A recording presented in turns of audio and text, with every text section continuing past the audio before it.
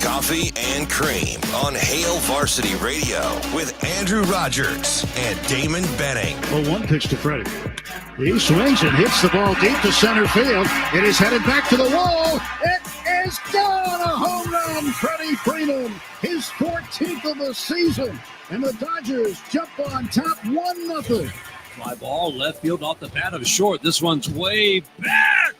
Gone. Number 4 for Zach Short. Tigers take a 5-2 lead in the fourth. Oh, big-time buggy whip. Got a pitch up his zone. Did not miss it, no doubt. 1-1 line drive center field. That's going to land a base hit. Castro heads home. He scores and the Twins win. The Twins walk it off as Kyle Farmer smacks a base hit to center. Castro scores and the Twins beat the Red Sox 5-4-10. 0-2 pitch. Taylor pulls it. Right center field. Robertson's back and makes the catch. Wow! Florida's headed to the final. 2-0 grooved a fastball, and that ball is smoked. 3-run home run came Beloso, and it's all Tigers.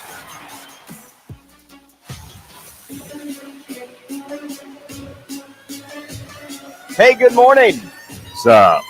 Good morning to you. How are things? I thought you were going to do another. Hey, good morning. Hey, good morning. Pull it, Drew down. Oh my gosh! Let there be light. Who's doing this? This is our boy behind the curtain. It can't be. Cam Bam, cut it out.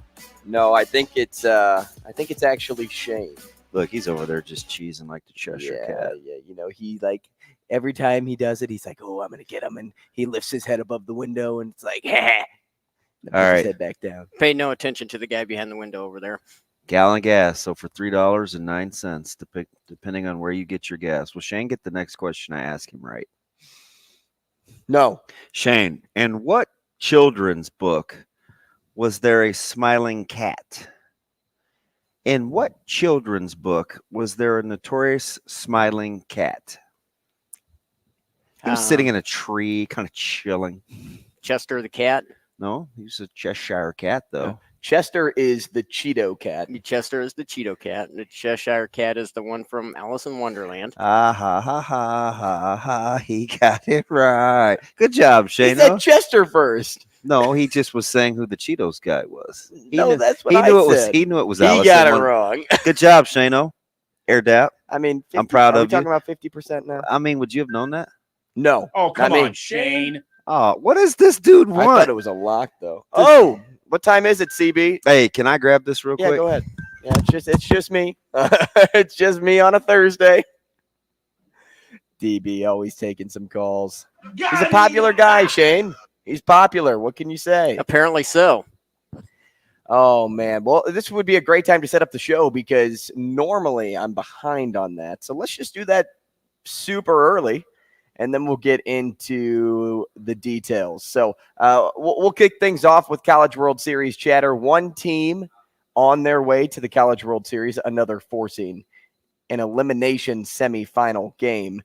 Today we're talking to Mitch Sherman at 8 o'clock. Mitch Sherman, staff writer for The Athletic, covering Nebraska football. At 8:45, Brian Edwards from MajorWager.com and BrianEdwardsSports.com. Michael Bruntz, senior writer for Husker 24/7 at 9. See how I'm setting up the show? Like I made do of my time. Hey, listen, I like Rashad that. Phillips and talk. See, if I was here, you wouldn't do it at 9:45. Well, no, if you didn't leave, I wouldn't do it because we always get into conversation. Yeah, and then the break's here. And it's just like, well, okay.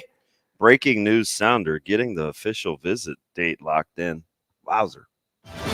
Like, he didn't have to tell me. No, it's not that big of breaking news. He's taking his OB midweek, 26th and 27th. All right. Yeah, because, and it's my fault. I'm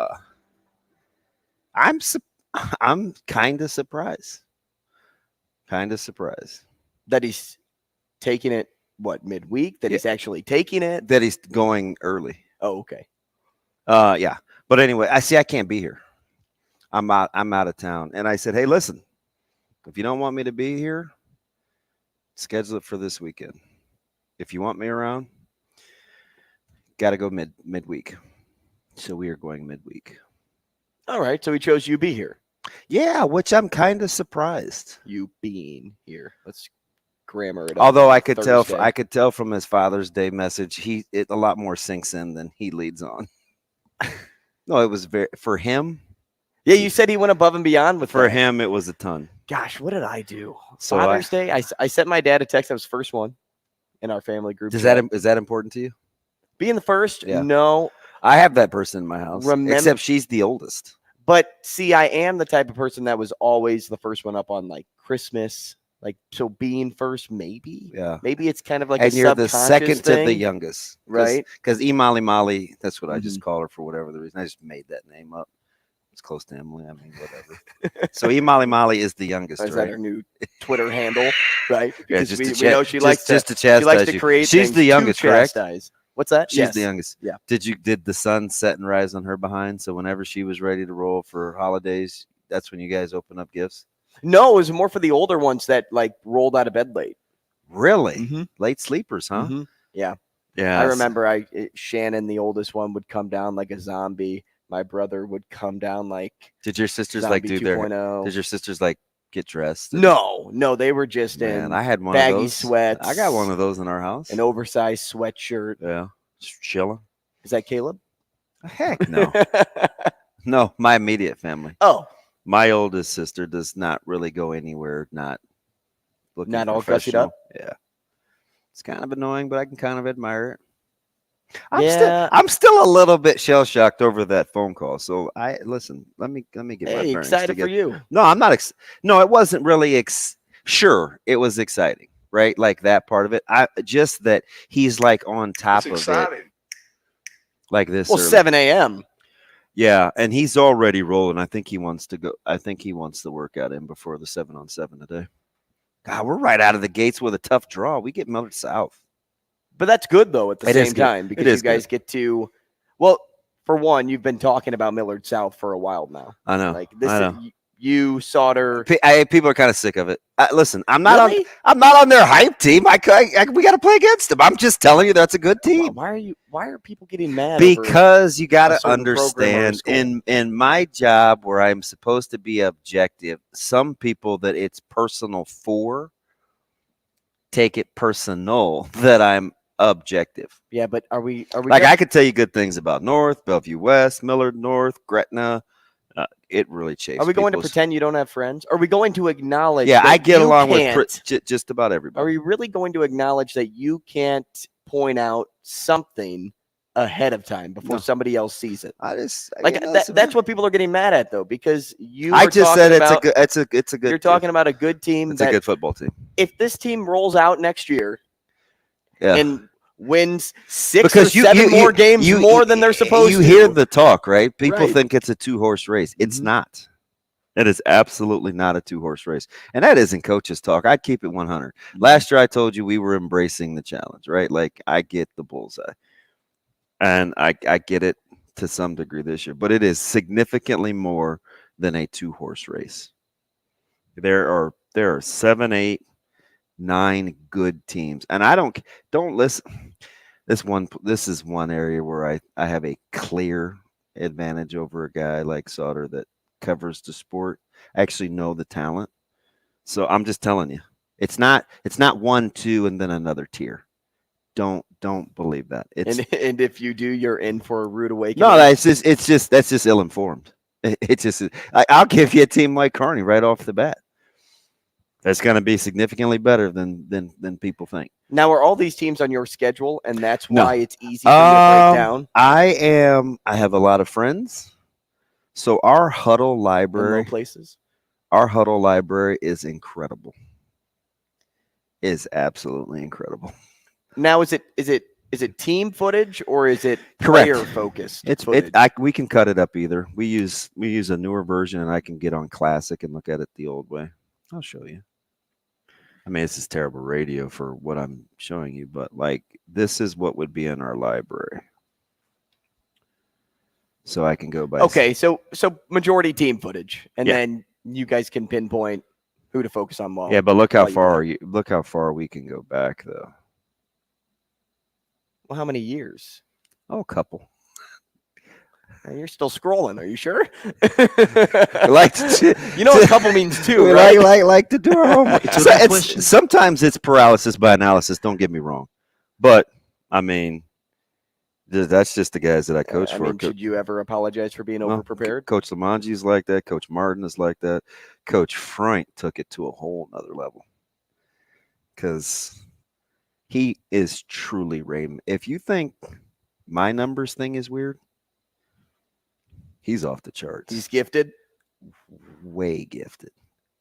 That dude could probably cheat at cards. He wouldn't because of he's kind of honorable like that. He could just know your hand. He would be like the guy that's trending on my TikTok like now, this Cabral guy that everybody hates playing with. But for some reason, I watched a couple of poker hands, and now that's all I get. My videos now that are popping up on TikTok are the ones of like kids essentially being menaces to society. Yeah. Like there was, how there's this guy, I think his name's like Jimmy, that goes around and asks, that sounds like a menace's name. Well, no, he goes around and not asks, like O-Dog or Kevin or somebody. This one's the good guy. He goes around and asks for like a couple of dollars for like a coffee or something. And then when the person gives it to him, he rewards them for their kindness and gives them like $1,000 or like takes them to, since the NBA draft is tonight, like he'll take him to the NBA draft to watch it. Like he rewards the kindness that somebody first put forward.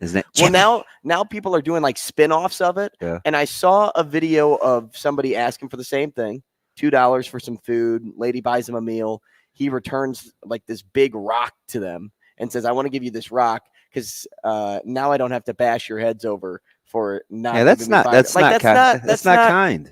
But you're doing it for social media. And then I saw he was doing something with a kitten the other day, saying like he was going to kill a kitten if you weren't going to do something nice. I'm like, that's not cool.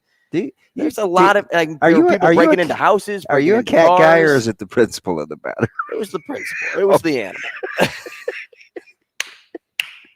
And it was a baby cat. Oh man! Did he like threaten Victor Wembanyama on the subway, or did you know that Victor Wembanyama was coming? Well, he's never rode the subway, so he had to experience it. Can you imagine wanting to experience the New York subway? Can you imagine setting somebody up for failure? Because I just get the sense with Wembanyama, if he's not like I'm over it. As Micah said, he's the size of Chet Holmgren. Yeah, Jesus. we need to have. I keep saying that we do need to have mornings with Micah because he has some strong thoughts. You know, his favorite player in the draft is Scooter Root. Scoot Henderson. Is he going to go second? Because I need him to. Well, so Charlotte says that it's between two guys now, right? Mm-hmm. It's between Miller and Scoot. Do you really think Miller thinks Paul George is the GOAT? Maybe. Dude, he'll never live that down. Maybe. How about how hard in the paint Ravi went? Oh, did you see him on Twitter just crushing Miller? No. Yeah. You know, once Ravi gets going. Dude, I was in tears. I was like. I was too busy watching the College World Series to see what Ravi was up to. This might have been 2 days ago. It might. I like that. Jeebus. I'm going to start using that. What? He goes, take him off your draft board for low basketball IQ. Oh, yeah. I like that. Dude, he was truly offended because have you not heard him go all in? Like he kills guys like Michigan Lance and those guys. Well, he doesn't kill them. I mean, they go back and forth over this whole Jordan LeBron thing. And very strong opinions from my man Ravi.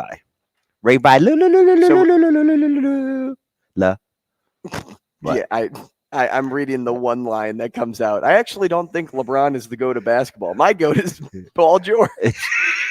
Are you talking about Miller? Yeah. Dude, okay, so and I guess good on him. Get in there, Robbie. But this certainly didn't happen to Jalen Carter. Are you surprised that what surrounded Miller during the basketball season is not more of a story? I am surprised.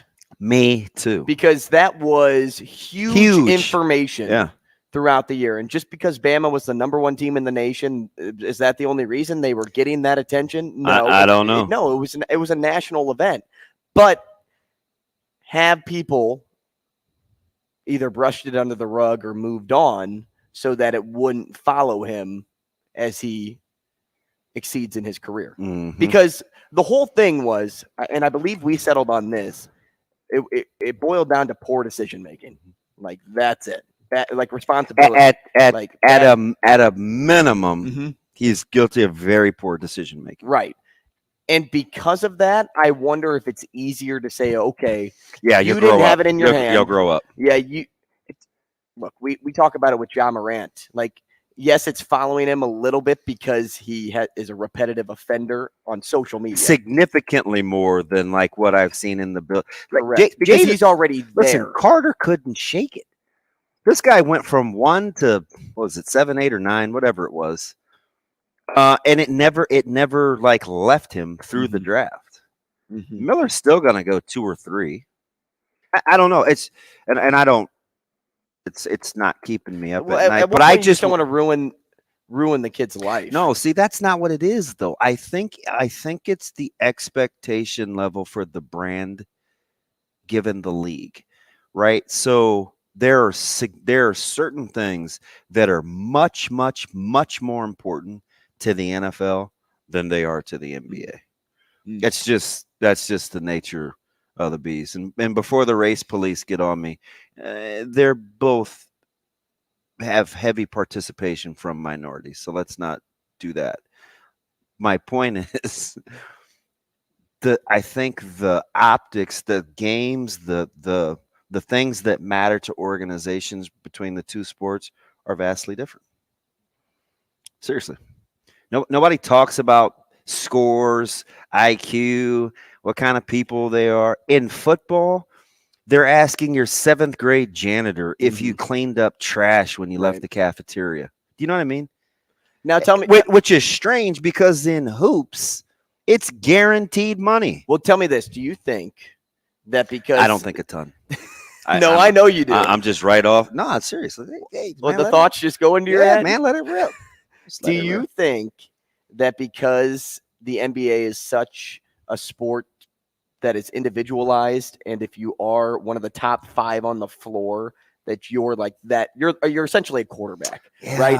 And Jalen Carter is just a lineman mixed in with a bunch of other players, that's why you can fall on a draft board more in football than in basketball? Because the more I think about that, the more I think, well, yeah, that has to be the answer. Because if I had a chance, look, I'm going to go back to John Morant again, because I thought, hey, John Morant suspended for the year. If John Morant gets suspended from the NBA entirely, whatever it is, he could go to another team and be the best player on that team, even with the bad information that's following him. But with like a guy like Jalen Carter, like even if he's falling on draft boards, he just kind of gets pulled into a big group of people, even if he is one of the best rookies that comes out of this class. Okay, I'm listening. So it's like Brandon Miller if he's a scorer, right? Which we know he is. If he's somebody that can take over a game, which we know he can do, I don't see him falling on draft boards more than Jalen Carter, because he's the guy that's going to be controlling the outcome versus Jalen Carter. Which do you think should get more scrutiny? One of 220 or one of 60? Okay, one more time. Which do you think should get more scrutiny in terms of volume? 1 out of 220, which is roughly 240, which is roughly the number of picks in an NFL draft, or 1 of 60, which is roughly the NBA? Because you'd think it would be more magnified out of the 1 of 60. It's more concentrated. If it's Brandon Miller, right? Yeah. Like you'd think that would be more heavily scrutinized because it's so thin at the top in the NBA for lottery picks that would come under more scrutiny than, like, let's say, one of, 7 guys that got first round or first pick grades or 6 or whatever, and a top 10 guy in its totality of the league and the draft. The NFL, that shield takes that much. Listen, do we need to get into like suspensions and penalties between the two leagues? It's not even close. Like people think the NFL is nuts, right? Yeah. We're talking about suspensions for inflating balls. John Morant gets less than a quarter of the season, a little more than quarter of the season, 30%, right? 50 games? I don't know. I got to ask Isn't it Jamie. No, he 82? got 25. Oh, we thought it should have been 50. Yeah. I'm sorry. Yeah. You're right. I need Jamie here for math. Or no, we need Shock. We need the big donkey. Yeah. You moved know, the there's a decimal point. point somewhere. I'm like, this is a man after my own heart. No, he's like, I took a stats class in high school. It's just, don't you think it's kind of weird? I do. And listen, maybe people don't get worked up into the NBA draft like they do the NFL draft. Mm-hmm. I mean, you don't get, how many people were in Kansas City? 500,000? Easy. Yeah. You're not getting that at the NBA draft. No. So maybe it's the energy, the vibe that you put off. But the NBA, contrary to popular belief, is a very thriving league, right? Oh, nobody cares about the NBA. See, that's a lie. That's go higher for me. Yeah, that's Come not on, go higher. Like that's not. But that may be here locally, maybe the sentiment, but that's not the branding appeal nationally. More people care about the NFL than the NBA. No, I'm not making right? that. No, I think the NFL is the most popular sport in North America. You couldn't get 500, even ahead of soccer. But it's like hockey, right? NBA and hockey are kind of like I agree. They're on the same scale. I agree with you. You couldn't get that many people advantage NBA. in the other three sports combined at the draft. Hockey, baseball, basketball. I mean, you It's couldn't probably do true. But that's how they built this baby, though, Yeah. right? Like, I mean, it is advantage built. NBA for sure. The draft is a huge deal in the NFL. Oh, massive, right? Like it's massive. there. It's everybody There's a outside movie of about it. schedule releases and the actual games. I would say you could make the case that the draft is the biggest of the three. Is the draft bigger than the actual gameplay in season? Seems like it. Definitely draws more attention. I mean, again, But I 500,000 people out in some grass in a park. I also think college football has a lot to do with that. It's close. And college football is in the discussion. College football is significantly more popular than college basketball. Oh, yeah. Right? So, Oh, yeah. And it spans over, 4 days? And do you think that is because comparably? the season is so short because you only have to play one game I and don't like know. people don't have to worry about paying attention to 3 basketball games a week? Because in some degree, I think that is a big piece to it all. Like, hey, I can watch my team on Saturday versus, oh, my team plays on Tuesday. Okay, they also play on Friday night, and then they you play think that's Monday. doing too much? Well, no, basketball's just that type of sport that you can do that. But I think when it comes to time management for people just in their lives, it's like, well, Susie's got this soccer practice, so I'm going to miss Creighton's game. And but on a Saturday, you're like, no, I know there's only one game I need to worry about. Are your boys all in on college football? My boys? Yeah. Here in Nebraska, Yeah. yes. Back in St. Louis, not so much. Okay. So, because I think it's interesting, I'd have to do like a mini focus group, but I thought that it seemed like the more that college football was on during non-traditional days, the least people liked the sport. So like on a Thursday or Yeah. action, like people. Like I think it kind of got the eye roll, but maybe more people like it than because it's not on those sacred days. I don't know. Unless they're betting on it, they're not watching it. Well, we could probably get some MAC numbers or something like that. But honestly, do you I'd miss agree. college football on Thursdays now that the No. NFL took it over? No. Really? Huh. College football meant for Saturday, like all day Saturday watch. I got you. We'll be back. Rogers and Benning will be back in 5 minutes.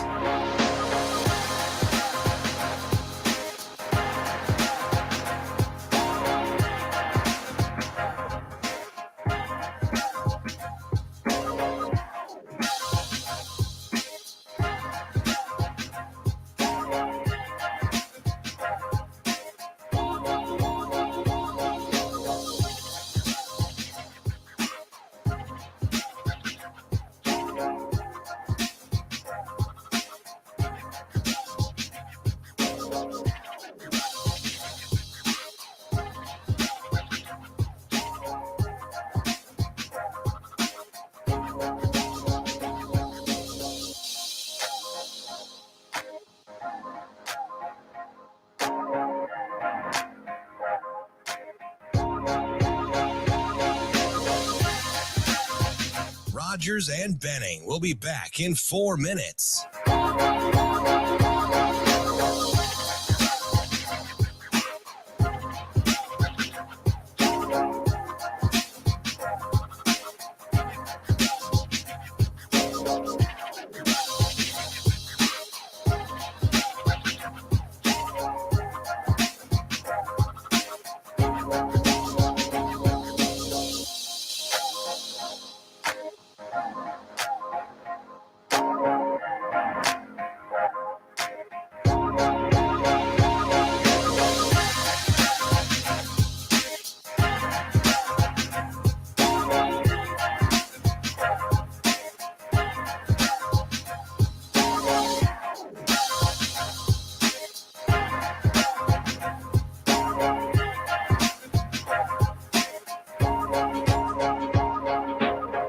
Rogers and Benning will be back in 3 minutes.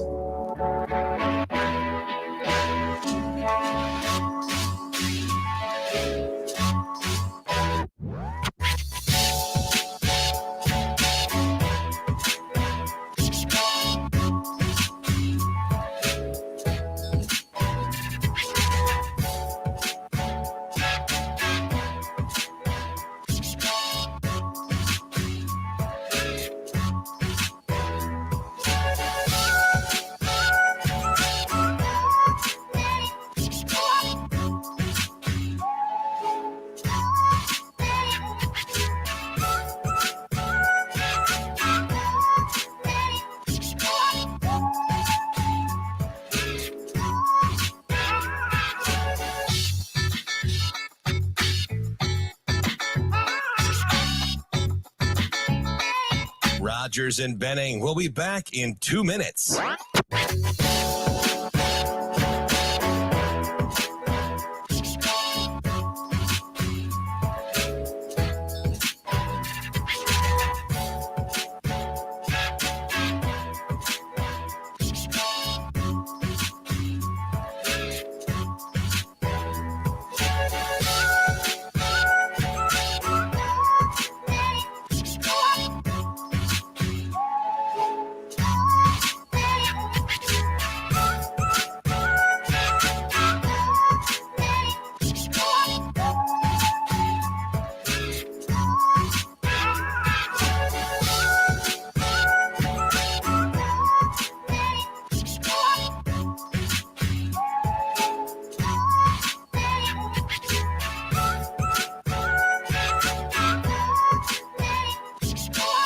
Rogers and Benning will be back in 1 minute.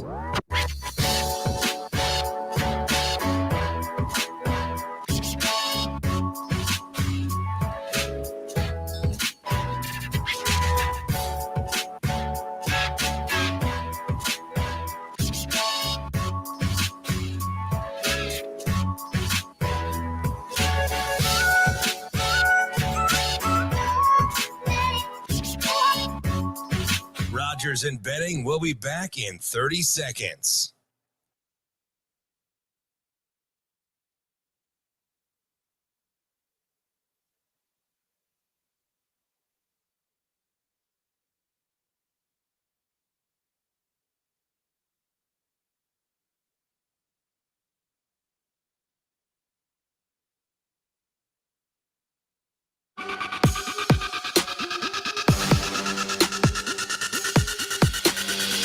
Coffee and Cream with Rogers and Benning on Hail Varsity Radio.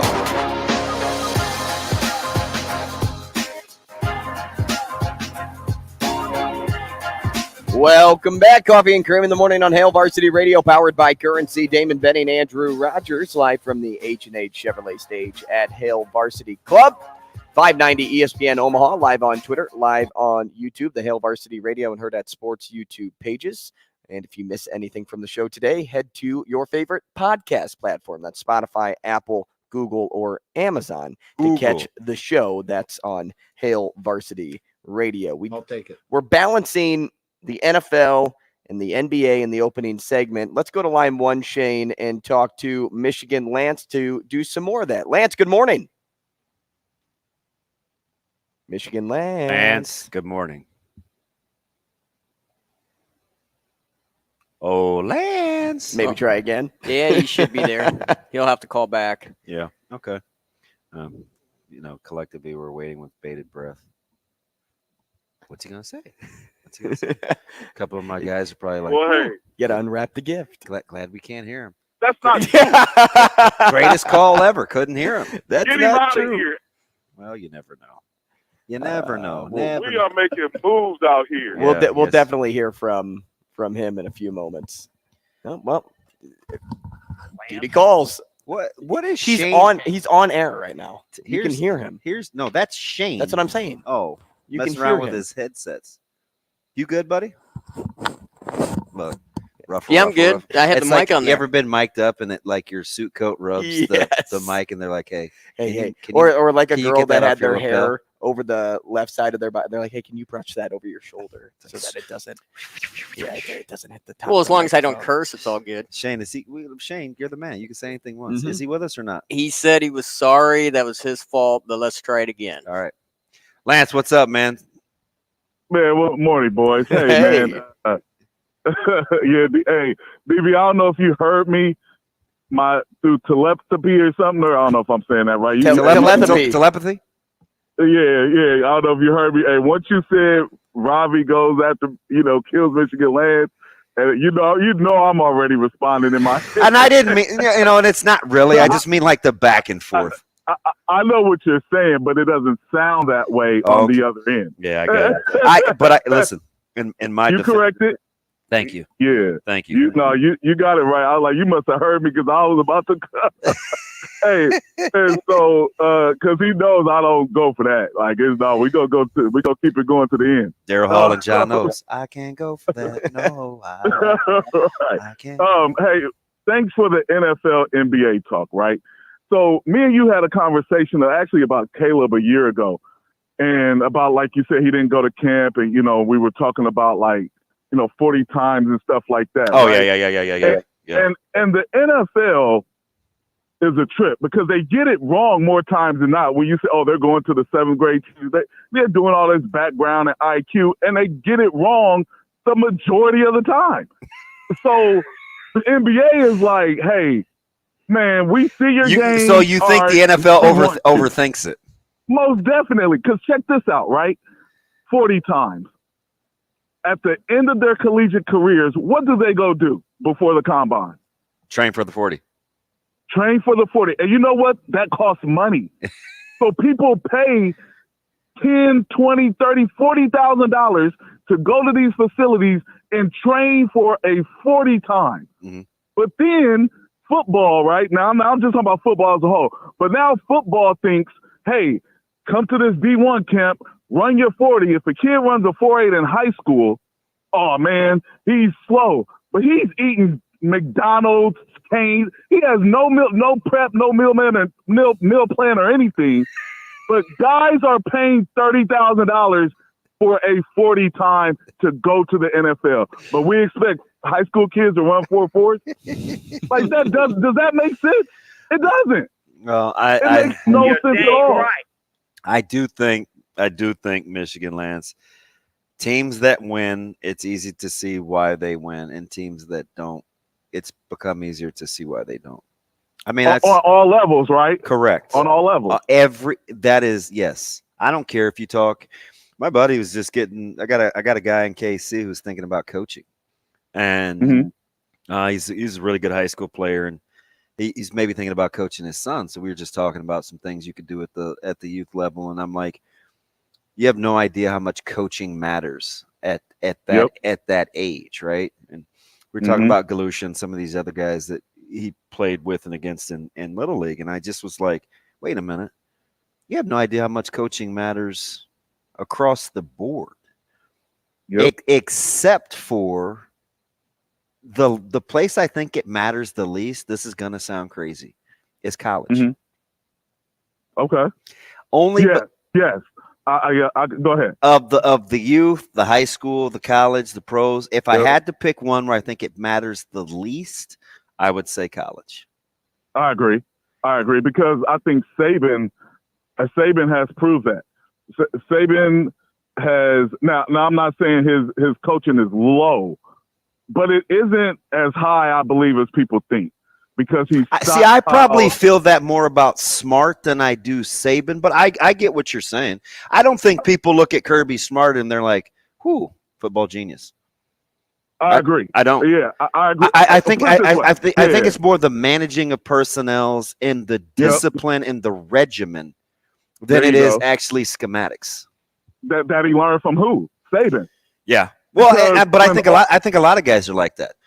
Right, but because when all things are equal, like when it comes to talent, Saban doesn't win very often, and that's now, of course, that's like 3 or 4, you know what I mean? It's 1.5 games a year where you feel like you're comparing apples to apples, right? Right, exactly, okay. Because the rest of it is, he's out talenting people. But now, because if you look at his teams now, other people like Georgia is out talenting them, you know what I mean?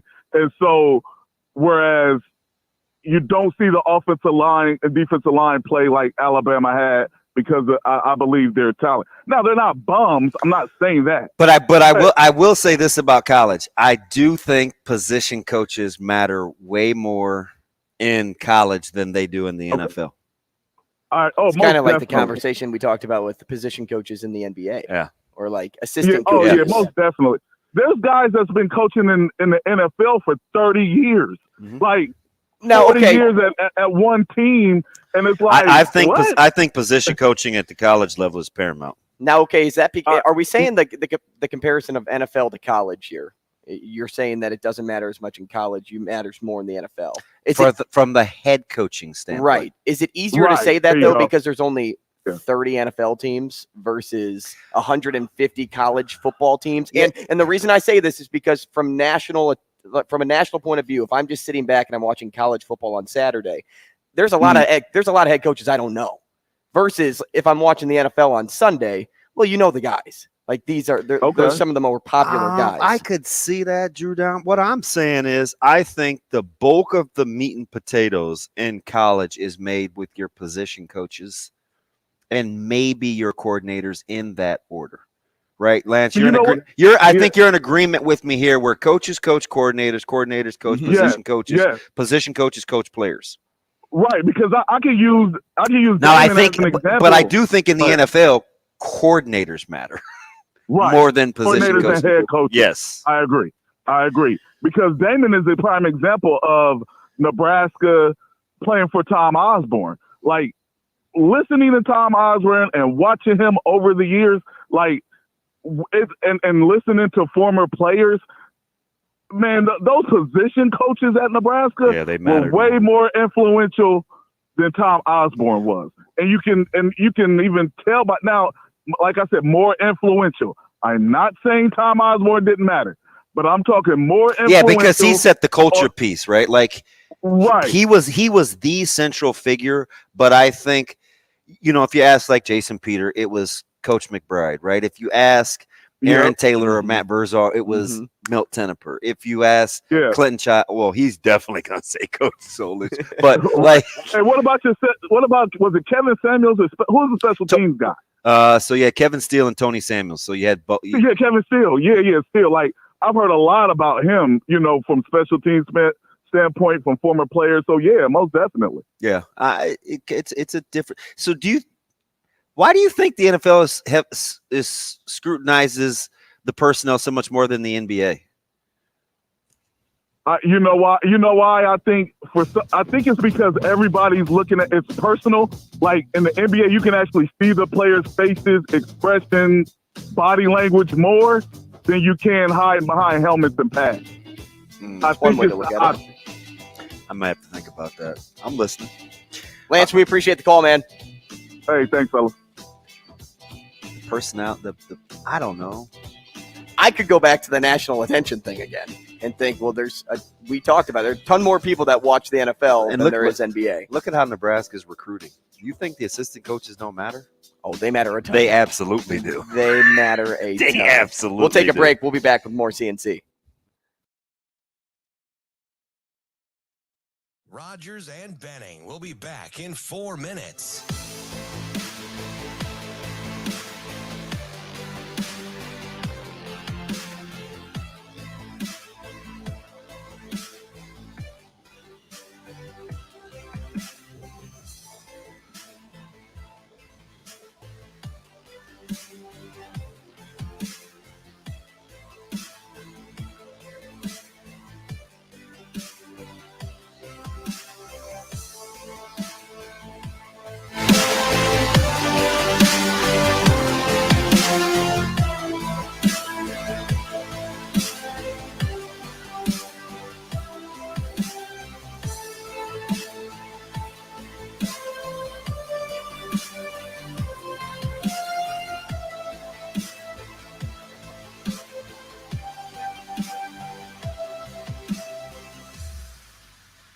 Rogers and Benning will be back in 3 minutes.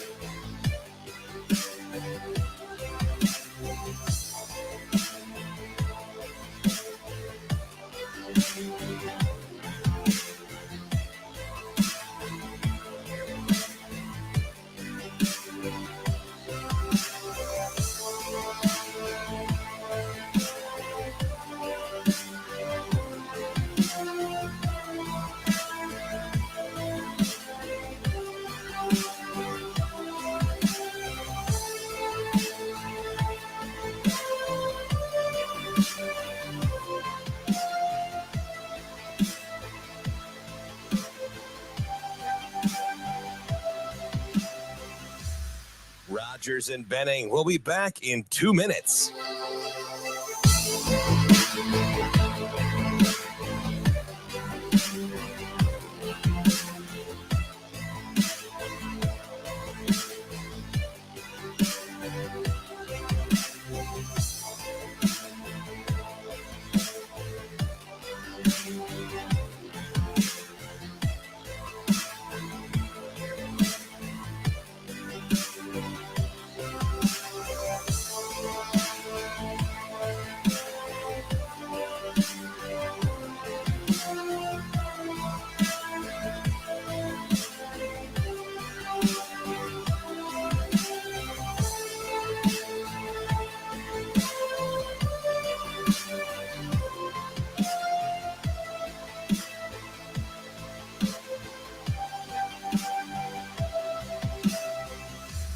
Rogers and Benning will be back in 1 minute.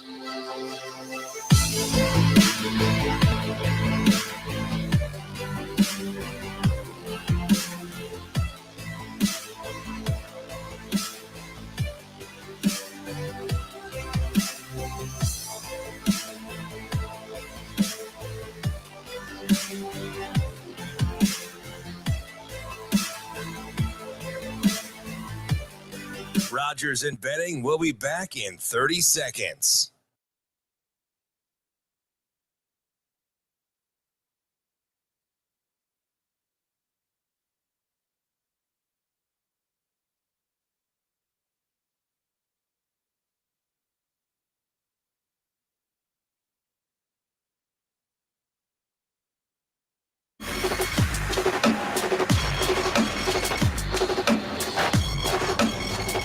Coffee and Cream with Rogers and Benning on Hail Varsity Radio.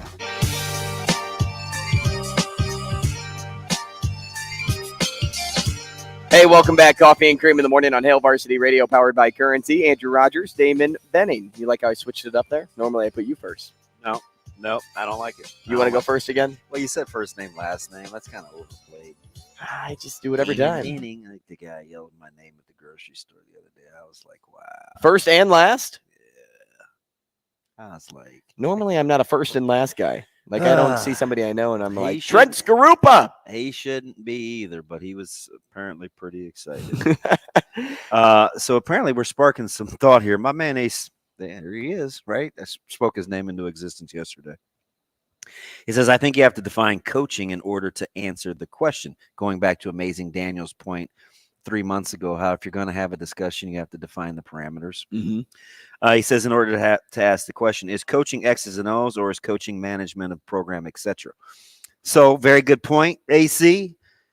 And I shouldn't have assumed when I said college is overseers that would land the plane for you folks. But I think college is a lot less about schematics than I do the NFL, which is why I give the coordinator coaching nod to the NFL in terms of degree of difficulty than I do college. College is more of overall program management, and your the relationships, the culture are much more important. Absolutely. But I guarantee you, as sure as I'm sitting here, if you ask Coach Rule, you say, Coach Rule, which job is more difficult? Guarantee you, he says college. 100%. Well, you just have to work more now. And believe me, that's flipped. It hasn't. I'm speaking like super real time, but that's changed dramatically in like the last 6-7 years. Like this has become recent. You put in way more time. What does a college coach have off? July, maybe? They don't have any days off. I mean, that's really they're about working it. 365 if you days. take a vacation, you're taking it in July, and you have to totally shut it down. Is your job more stressful in the NFL? Yes, because your leash is shorter. Well, you definitely have a longer leash in college. Do you know why I think why? Because you have contracts, right? You know, I mean, you have to constantly, and you have to be the one to worry about, hey, who stays on this team and who That's goes. what I'm saying. Like you deal with hiring and firing. You have contracts in the NFL where you know, at least for a couple of years, guys got to just play ball.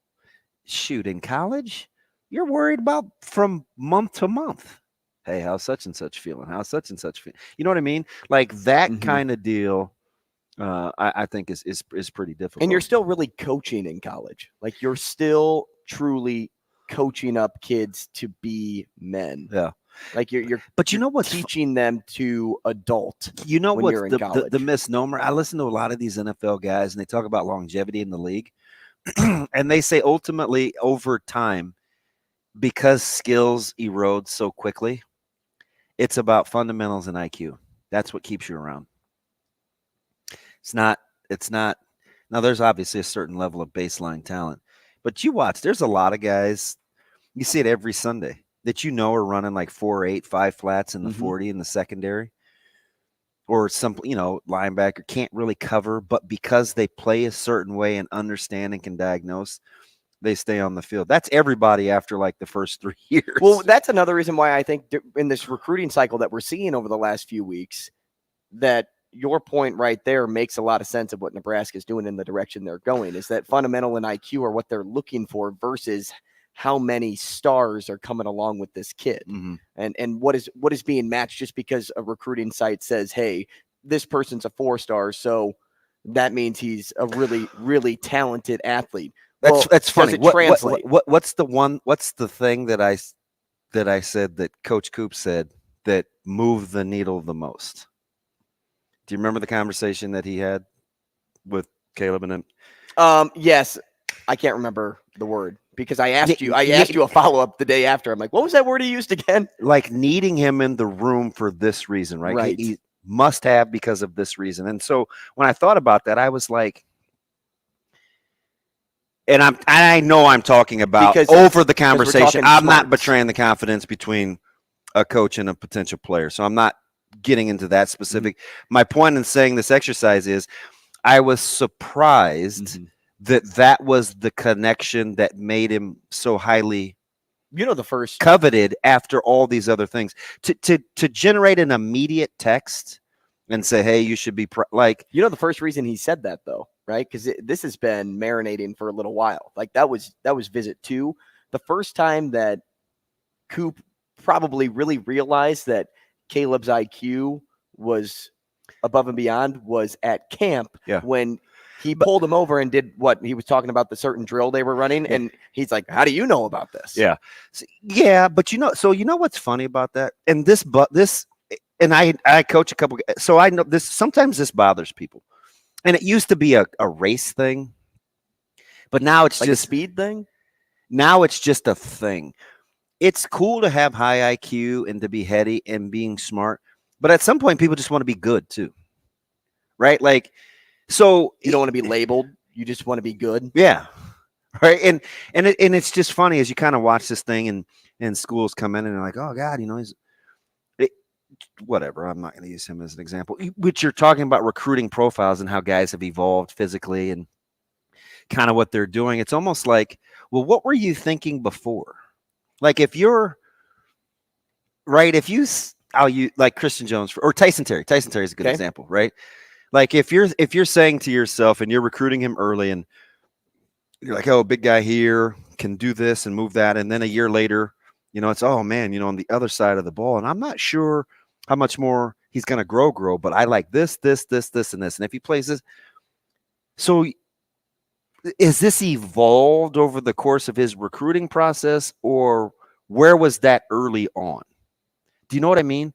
Like, what initially are the grabbers where you're thinking, okay, I really need this guy or want this guy in my particular program, right? Because now you get to the point where, especially a couple of schools that have like called lately, it's like, oh, you see certain numbers now, and it's like, hey, wow, impressed, this, that, and the other, and I'm like, he's always been that guy. Just, you know what I mean? So those guys, it's kind of a struggle, but I get it as you're watching this process. We got a guy that's up in Ames this week that was up in Ames 2 days ago.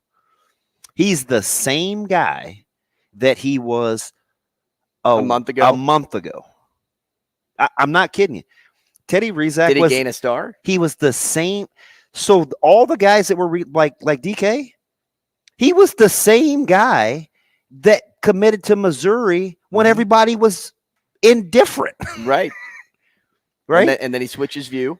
So so you have to understand, it takes a certain level of maturity for the young people to handle and say, wait a minute, I've been here all along. I appreciate the love, but at some point it's going to dawn on people the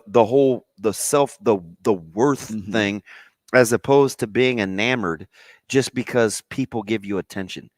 When you make that switch, and it doesn't happen a lot at the high school level, and sometimes it doesn't happen at the collegiate level, but everybody will be better for it the sooner you understand. It's not about how somebody makes you feel. Work on yourself. Work on you internally. Don't make it about all these other extrinsic things. Make it intrinsic and dial the frick in. Is the question you're asking, what are you accomplishing in every situation? Like, what are you? Well, you're an outcome guy, so yeah, it would be. I am. So, what are you accomplishing? Are you accomplishing? I'm an outcome guy because I think it can guide behavior. I think it's built-in accountability. I was going to say, are you accomplishing results in some way, shape, or form by adding this trait to a person? Or how did we land the plane with Coach Rule that day? I simply asked the question. Okay, guys, a lot of good ideas here. Lot going on. What's the desired outcome? It's a really good question. Like once you answer that question. But I will say this, because you said, man, this person's been the same person he was a month ago. Like, you see them every day, so you know who this person is. But that's what they're paid. That's what they're paid to do. Right, right. So you have to see them more or talk to them more in order to get the full picture. But if you show up once, you're getting maybe 50% of his story. You show up again, you get another 65%. You do realize that Devon Hall, as a person, is the same guy he was last Thursday, yes, as he was on Monday and Sunday. Yes. But what's different? Right? Those are the questions. But it's talking to them more. It's seeing them more. It's watching them work more. And the more you get to know somebody, the better you become, and you know them probably just as good as they know them. It's a general rule of thumb to keep yourself safe. You want a DBism? Start internally. Start with you. It's the number one reason why I can't stand the, hey man, are you happy? Listen, what do I tell you about happiness? It comes from what's happening. Don't do that. Figure out the difference between happiness and joy. And I'm telling you, that's the way. I told you the coach the other day that said, listen, you guys aren't a better team than we are. You don't have better players than we do. You did say this. Like, he's telling me this to my face, right? But he said, you guys have a better culture. You guys have a better culture than we do. Question for you. In regards to what are you accomplishing? What is DR accomplishing? Dylan Raiola accomplishing? I got a lot of thoughts on that. Numerous high schools. People are hating, man. So let's save that. Get back to it at 8:30. We have Mitch Sherman coming up next. Maybe we even talk about it with Mitch. Yeah, I think people are missing the boat, and they wouldn't be saying that if he was coming to Nebraska. If he was changing schools and he went to a school here locally, they wouldn't be saying it. I'm telling you, man. I got thoughts. We'll save it. We'll be back. Rogers and Benning will be back in 4 minutes.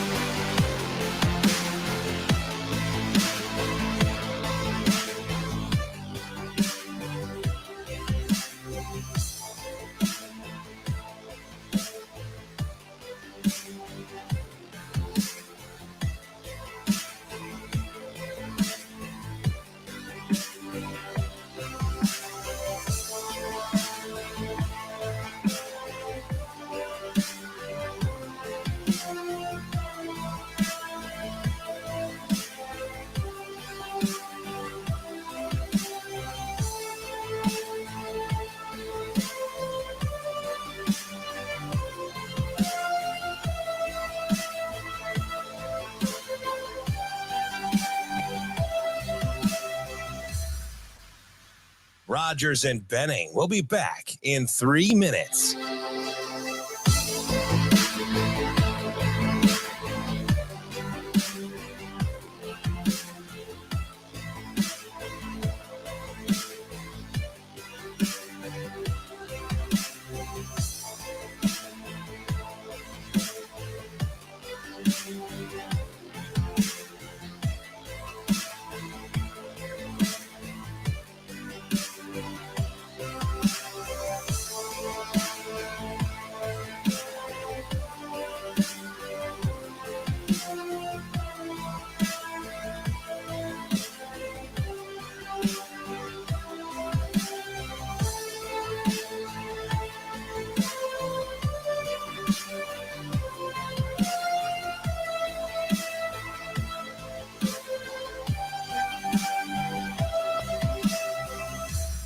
Rogers and Benning will be back in 2 minutes.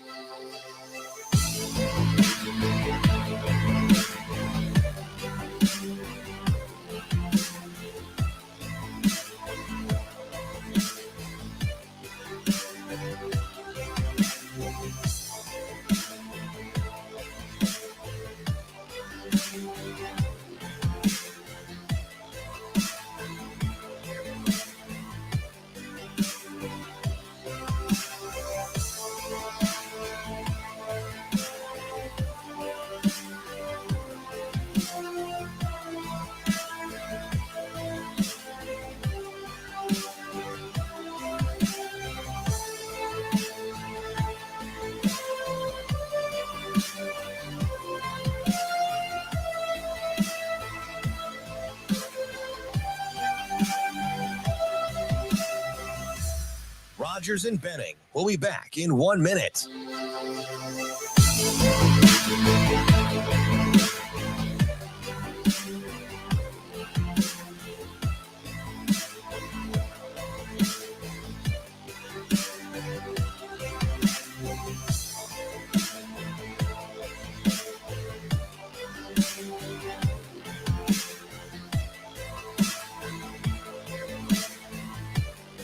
Rogers and Benning will be back in 30 seconds.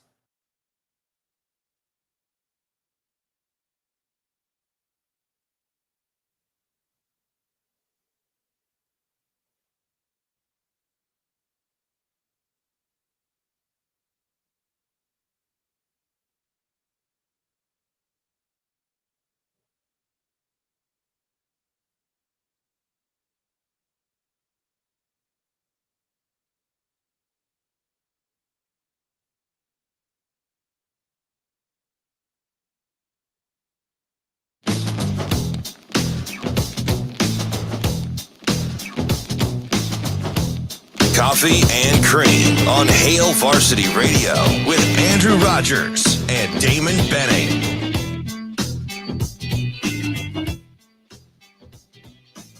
Hey, welcome back. Coffee and Cream in the morning on Hail Varsity Radio, powered by Currency. Damon Benning, Andrew Rogers. Happy to have you with us back on the show. And happy to be joined by our first guest of the morning. We get to talk to him every 2 weeks, and we are happy that he takes the time for us. It's Mitch Sherman, staff writer for The Athletic, covering Nebraska football, at Mitch Sherman on Twitter. Mitch, good morning. Good morning, guys. How are you? Oh, Mitch, fantastic. How are you, buddy? I'm doing well. I'm used to seeing you guys in the morning on the screen here. So sorry that I'm not doing that, but I'm sitting here waiting for some kids to return from a run to take my 12-year-old home. We forgive you. Can't fire up the computer in my car, so I'll do my best. Mitch, do you love that part of going through this now? Or are you like, God, I could have put this off another couple of years? No, I like it. And it's kind of like it's fleeting, right? I mean, it's not going to be here forever. So even on these days where I'm trying to juggle a million things, I just have to remember that I'm going to miss it in a few years. And not always going to be there for you. I need to start thinking like that, Mitch. I really do. Just saying. Mitch, you're dealing with a little bit different level of intensity than I am right now, so I understand. I got one at almost a similar age, though, too. He's a handful himself. He's the one that screwed up the whole weekend, Mitch. I tell him every chance I get him. No, I'm just kidding. Just kidding. But not really. Mitch, we've been talking a lot about recruiting, camp season, the offers that are coming in on names that nationally nobody really knows, but this staff seems to like. How have football camps answered the call lately that Matt Rule wants players that want to play at Nebraska, and he will find them whether you know them or not? Yeah, I think that's a huge takeaway from what's happened in the month of June for Nebraska in recruiting. You had this long period, long in the context of Matt Rule's tenure at Nebraska. It's a short period of time overall for a football program. But the first 6 months for Matt Rule, all of the work that his staff did in recruiting was based off in-person conversations, phone calls, visits to campus, visits to see the kids in high schools, a lot of film evaluation. They didn't have an opportunity to watch these kids work out and to run them through drills. And then that's entirely changed in the month of June because they can go to satellite camps in Texas and other places, and then they can have a ton of kids come into Lincoln and work out on campus.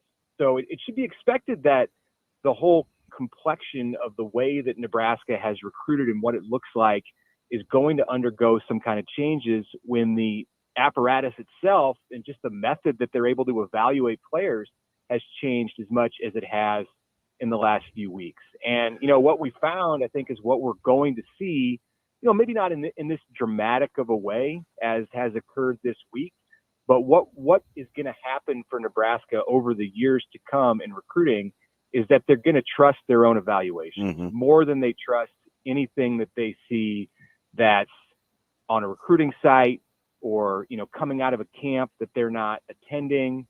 And yes, they like the kids that they offered, and they offered, plenty of guys, more than what I expected going into the month of June. I didn't think you would see as many offers as they made from their camps. Maybe in the future when, things are rolling, expectedly more at Nebraska, and, that they're able to attract prospects regionally who, are the 4- and 5-star kind of kids to their camps. But coming in, that's not what these things were full of, and still there were all kinds of offers going out. So, what I see is they trust their evaluations, number one, and then number two, as you said, Andrew, they are going to find kids and want kids who want to be at Nebraska. Mitch, how do you think they're going to make the numbers work? Are we now fully prepared to maybe be in a position where you compete for a little bit and then maybe you could get processed? Like Nebraska fans were just kind of getting accustomed to, hey, this may not be a 3 or 4 or 5 year commitment, just part of the day, just part of the times, or the competitive balance where, we'll let the players sort it out. Yeah, I think that's really still to be determined. It's hard to know what kind of position the roster is going to be in December, and if they're going to be adding another large class. And really, I think you have to look at what the rules will be too on initial counters. All that stuff's been really fluid the last couple of years, and you may be back in a place fairly soon where you have to keep your numbers down. You're not able to bring in 40 newcomers in a class, but I don't know that everyone truly understands where that's going to be next year, and then even more important, what the status of the roster will be after the season. You know, some of that's going to obviously depend on how the season goes and how many players emerge. You know, there was a fairly significant purge after last season as Matt Rule and his staff came in. The number of players who left, both after the season and then at the end of spring practice, you know, you add it all together, and it's a pretty significant number, as it needed to be when they're bringing in 40 newcomers. I don't think it's going to be that big. I don't think it can be that big going into the 2024 season. But really, that's TBD, and it's going to be it's going to be determined by, one, how the team plays this year, the amount of talent that emerges, and then really who wants to play for Nebraska. I mean, these kids that are committed, they obviously do. You know, we'll see. This is another big weekend coming up here in deciphering some of that stuff. I mean, maybe they're going to come out of June with, gosh, I mean, I don't think it'll be 20 commitments, but it's, you know, they're at 14 now, and I think a few more will jump on board toward the end of the month and even in the first couple of days of July. Mitch, when you're talking about, where is your sphere of influence, or your colleagues think Nebraska's roster is in terms of talent? And I asked that on the heels of saying Nebraska seems to putting all their eggs in the culture fit basket. And I think it's always going to be about fit, so that part's going to be a constant. But they have set some hard parameters, I think, with where they will and won't budge with the type of guys they want in. You think it will always be that way, or are you still going to take a look and see, okay, we need better players too? Where are we with that? Yeah. Well, I think there'll be an adjustment. You know, I think they're going to start with what they know, and they're going to start and as I said, trust their evaluations and be confident in what they see on the camp circuit. And then as they get an opportunity this fall to watch players play in games, you know, that's another thing that this staff really hasn't been able to do, is go out and scout high school football games. So they're going to put a lot of trust in that. And yeah, there'll be adjustments for sure. And I think that you kind of have to course correct. And as Nebraska gets into the Big Ten and, you know, the changing Big Ten, now everyone's going to have to course correct in the Big Ten after USC and UCLA come on board and you start to move into a 12-team playoff situation. I mean, it's going to change college football. So as that happens, Nebraska will, I think, make the necessary changes in what it needs to do in assessing who gets offers in this climate. And yeah, I mean, if you look at July or June of 2023 and you compare it to 2 years from now, yeah, I think there will be differences.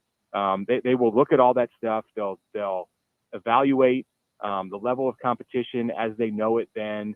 They'll evaluate the landscape of college football, what's working for them, what's not working for them. And you may see some players who are getting offers now, the same kind of players who don't get offers then. And I think it'll work the other way around too, where there could be some who don't get offers now and that they feel like they can help Nebraska in 2 years from now. We're talking to Mitch Sherman, staff writer for The Athletic, covering Nebraska football, at Mitch Sherman on Twitter. Mitch, I read a pretty good article on breaking down kind of recruiting with Matt Rule and when they made it to the conference championship game at Baylor in 2019, who he had on the roster and how that kind of fit and where Nebraska could be kind of placed and if things could correlate.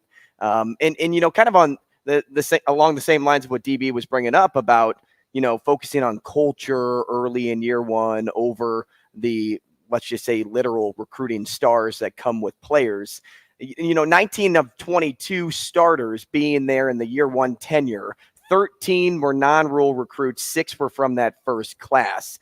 So do you think that's another reason why he's just kind of going through the process of, hey, let's work with what we have on the roster right now, plus sprinkling in some guys that I like and say the 2024 class and building that nucleus first over anything else?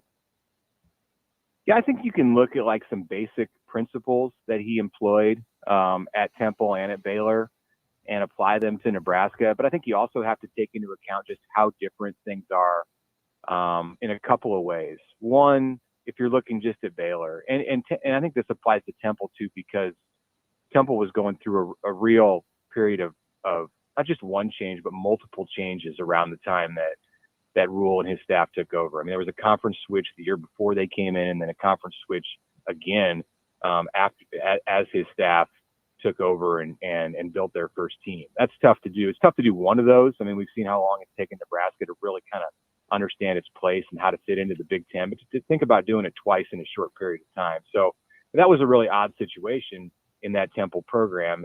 And then at Baylor, obviously unique too, in that the roster was just decimated by players who left in the wake of the scandal that involved Art Briles and his staff. And they had an interim coach in Jim Grove the year before Rule came in, and the recruiting class was nothing when Matt Rule got there. And he'll tell the story until he can't remember anything anymore about Jalen Petra and how he was the one guy that was committed when Rule got there. And they just had so much respect and strong feelings for him because he stuck with Baylor through all that it endured in that time around and before Matt Rule's hire, and after too, because there were still a lot of questions.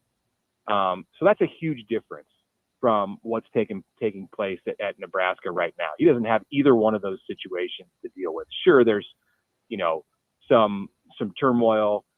There's guys who left, but it's not comparable really to either one of those environments that he built a roster in at those schools. And then two, you have so much more ability to turn over the roster in 1 year because of the portal and the lack of limits on initial counters. As I mentioned earlier, you could at the time that he took those programs over, you could bring in 25 new faces a year, and they're almost double that, or not too far from being double that here in Nebraska. So I don't know that you can make all the comparisons and say this is how he did it at Temple, at Baylor. This is how it's going to be at Nebraska. The roster complexion and all of that. There's some pretty significant differences. So what I'm hearing here, Mitch, and correct me if I'm wrong, based on everything that you just said in the breakdown that you made, it almost seems like you're saying Nebraska has a leg up in every metric opposed to when he took over Baylor in year one. I think so. I think in talking to people in Texas who visited Baylor's spring practices in his first year, it was stunning just how far behind that program was. And that wasn't the players that he recruited in the first year, because very few, if any of those guys were there in that first spring. There may have been a couple mid-year enrollees, but it was mostly just the players who were left over. I think, and this doesn't apply to everyone, but for a lot of the players who were left over, they stayed at Baylor because they didn't have anywhere else to go that was even on par with being at a Big 12 school. They knew it was their best situation, even with Baylor being as talent, having as little talent as it did in that first year. And it was a mess. The practices the comments I heard that were that, like, if you went to a big 5A high school in Texas and you watched their practice, you'd see more talent on the field than what you did at Baylor that first spring that Matt Rule took over. That is not the case at Nebraska. I'm not saying that Nebraska's in the upper echelon of the Big Ten in terms of its talent in its first spring, but Matt Rule talked about last spring, this most recent spring, about how he was implementing things and running drills and taking expectations to his team that he wasn't able to do at all in the first year he was on campus at Baylor. So they're ahead of the curve, no doubt. I mean, I'm not expecting I don't think anybody is a 1-win season like they had that first season in Waco. Mitch, let me ask you something.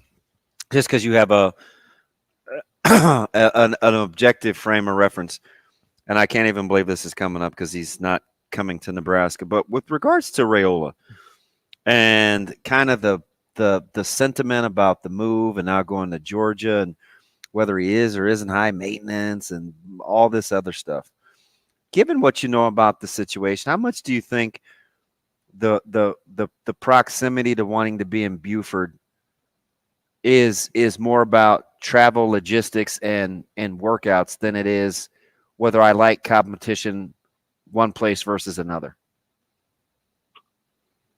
Oh, I think it's mainly about logistics and travel. I don't think that Dylan or his family is scared of competition.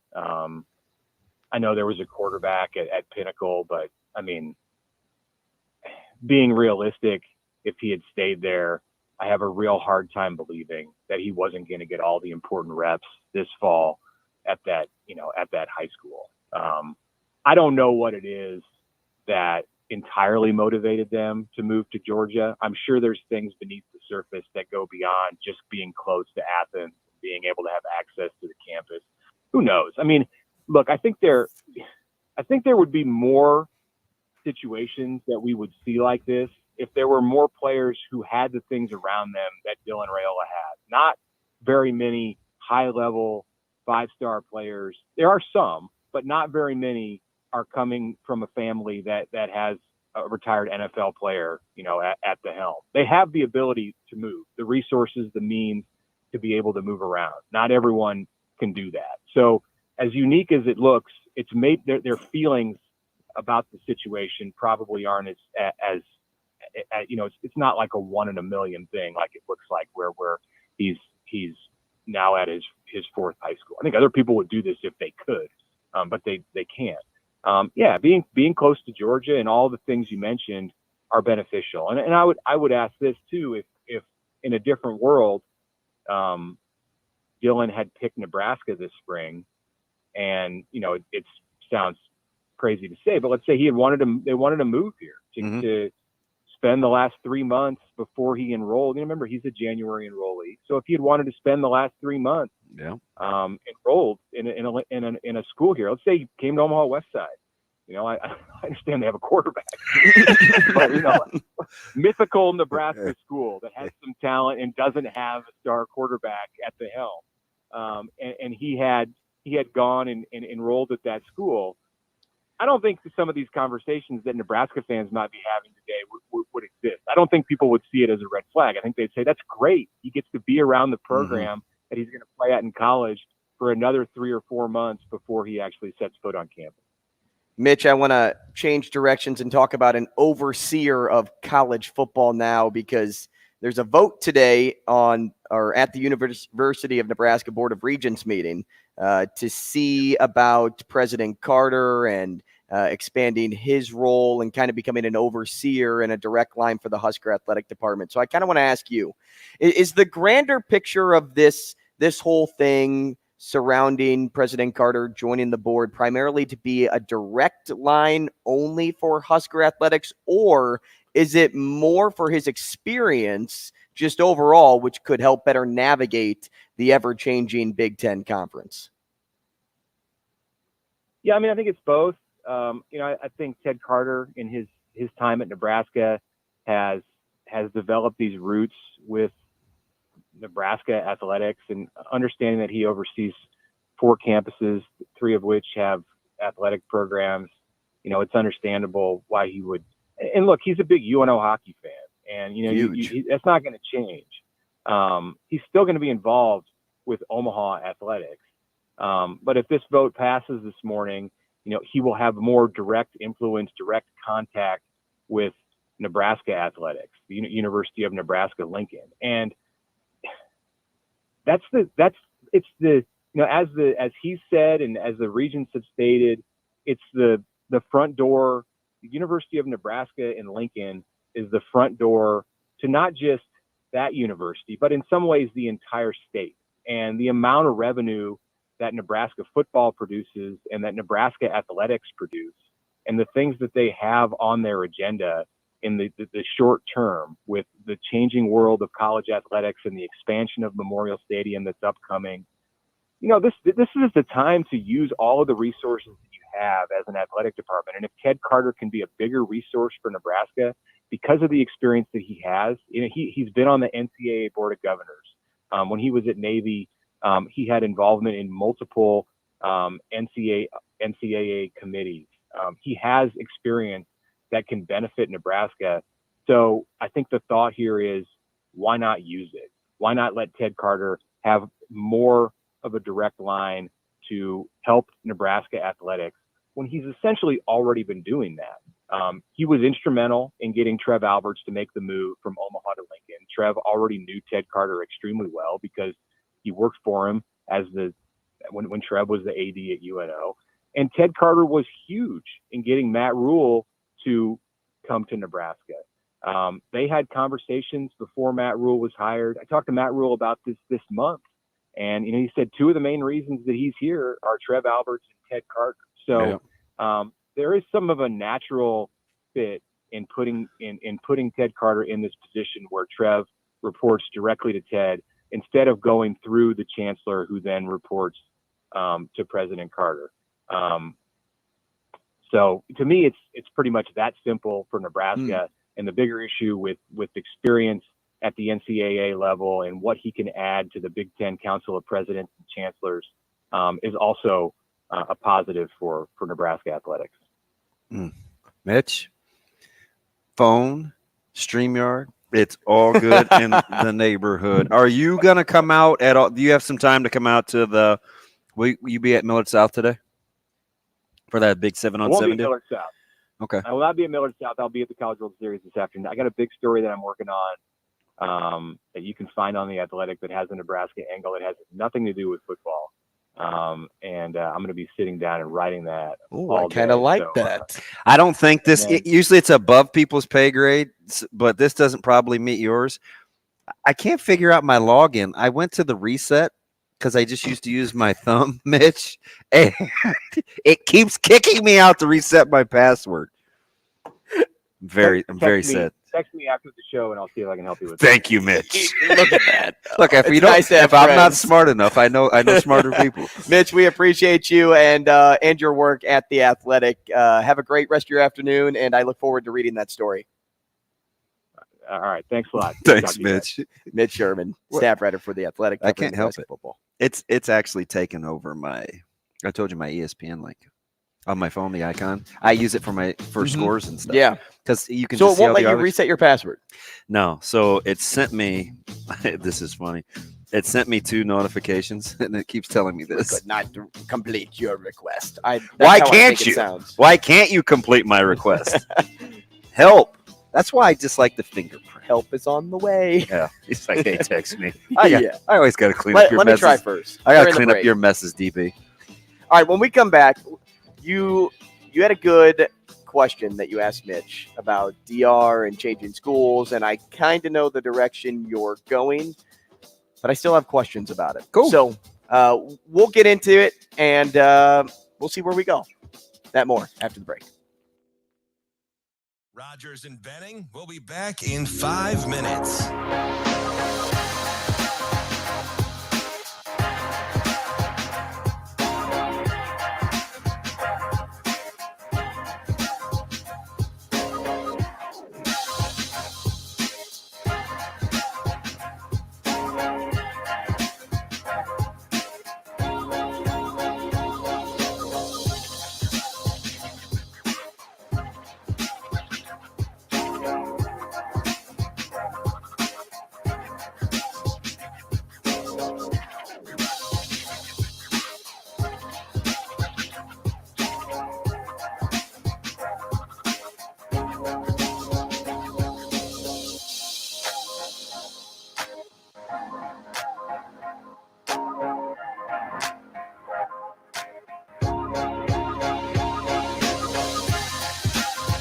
Rogers and Benning will be back in 4 minutes.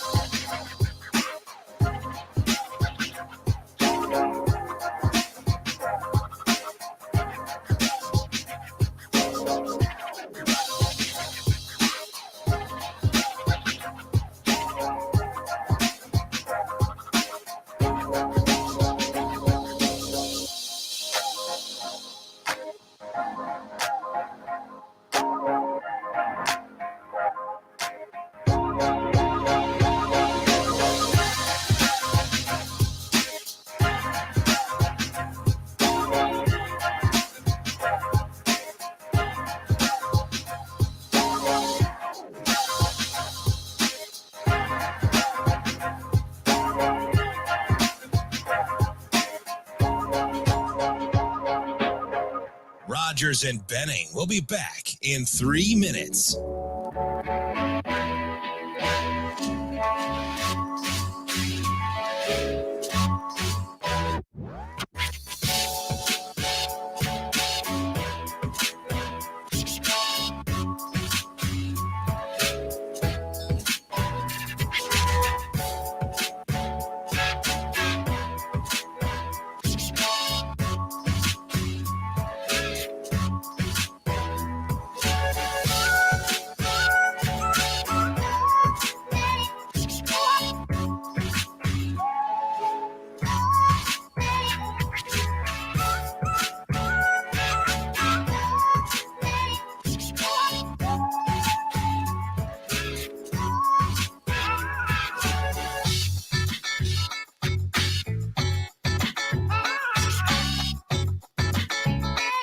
Rogers and Benning will be back in 2 minutes.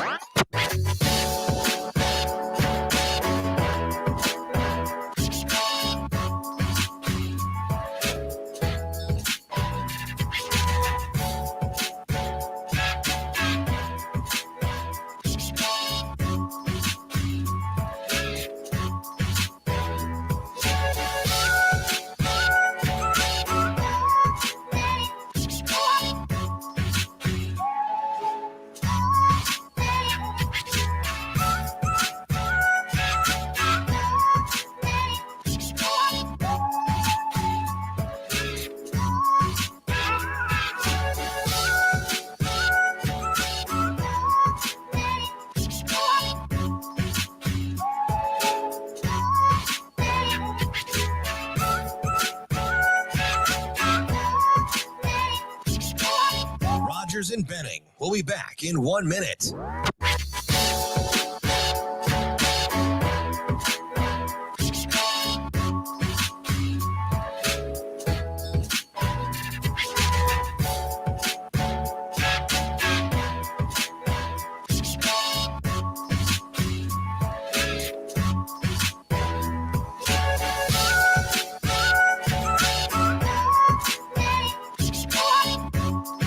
Rogers and Benning will be back in 30 seconds.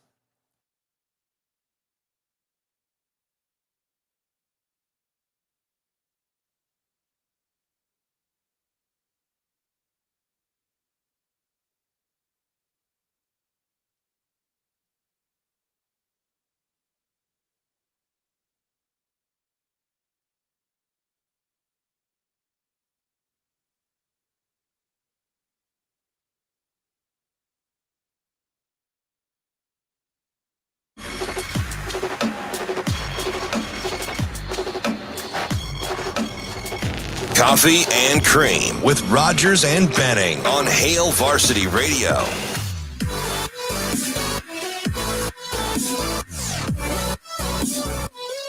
Hey, before we get into our conversation that was teased before the break about Dylan Raiola going to or moving closer to Georgia to go play high school ball, I want to take a moment and tell you about Zipline Brewing. Zipline is the place to be if you are headed downtown for the College World Series, whether it's to kill time before the game or whether it's just to be a part of the downtown atmosphere and enjoy the game, but not have to pay the prices to get into the game, because I can only imagine with the pitching matchup tonight, DB, that those ticket prices are going to be a little hefty for some wallets. Maybe you just check out the downtown Omaha tap room instead. It's right next to the stadium. You can still experience the College World Series, but you don't have to pay the price to actually get in and watch the game live. That's, again, the downtown Omaha tap room, just about a block from the stadium. It's right in between Film Streams and Slow Down. Check out Zipline's downtown chat room. We're going to go to the phones first. We have a couple of callers and then get into it. We'll go to line one, Shane, and talk to Thomas first. Thomas, good morning. Welcome to the show. Dude, was that your DJ? How we doing, boys? Hey. TK, what's up, buddy?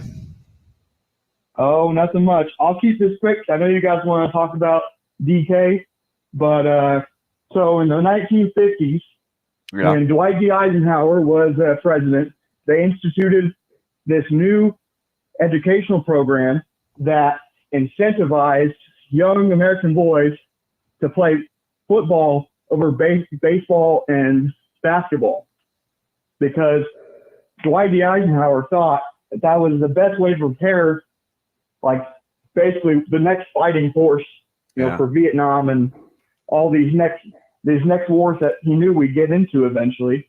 And so that's kind of why I think. Oh, in terms of the football prowess. Mm-hmm. Interesting. Yeah, I think that's why. Like, I mean, the baseball kind of died down when we're getting past the 70s and 80s, and football only went up. So that's at least my theory. So why are all these goofy kids wanting to play basketball instead of coming out for football? And that's what I want to know. You get a lot more money in basketball nowadays. Yeah, well, you'd rather be a 6-foot guard or a 6-foot safety. I mean, come on, Thomas. If I'm a starter in the NBA, I'll be a 6-foot guard. Thomas, I don't know about that. My brother probably has that same problem. He coaches football down in Wichita, and he has to drag kids out to play football. So I don't understand the modern stuff, but I can tell you what happened a long time ago. Thomas, does he coach at a public school? Yeah, he does. Like Wichita East, or like where? I'm in Wichita twice a year, so that's why I'm curious. He's at North, home of Barry. Okay, Mr. Sanders. Yes, sir. We drive near there when we're on our way to one of the Farha sports complexes, or when we play out at the Forum. Sport? Yeah. Unfortunately, it's to play basketball, Thomas. Yeah, there it is. All right, buddy. Appreciate the call, man. Yeah, on our way to basketball.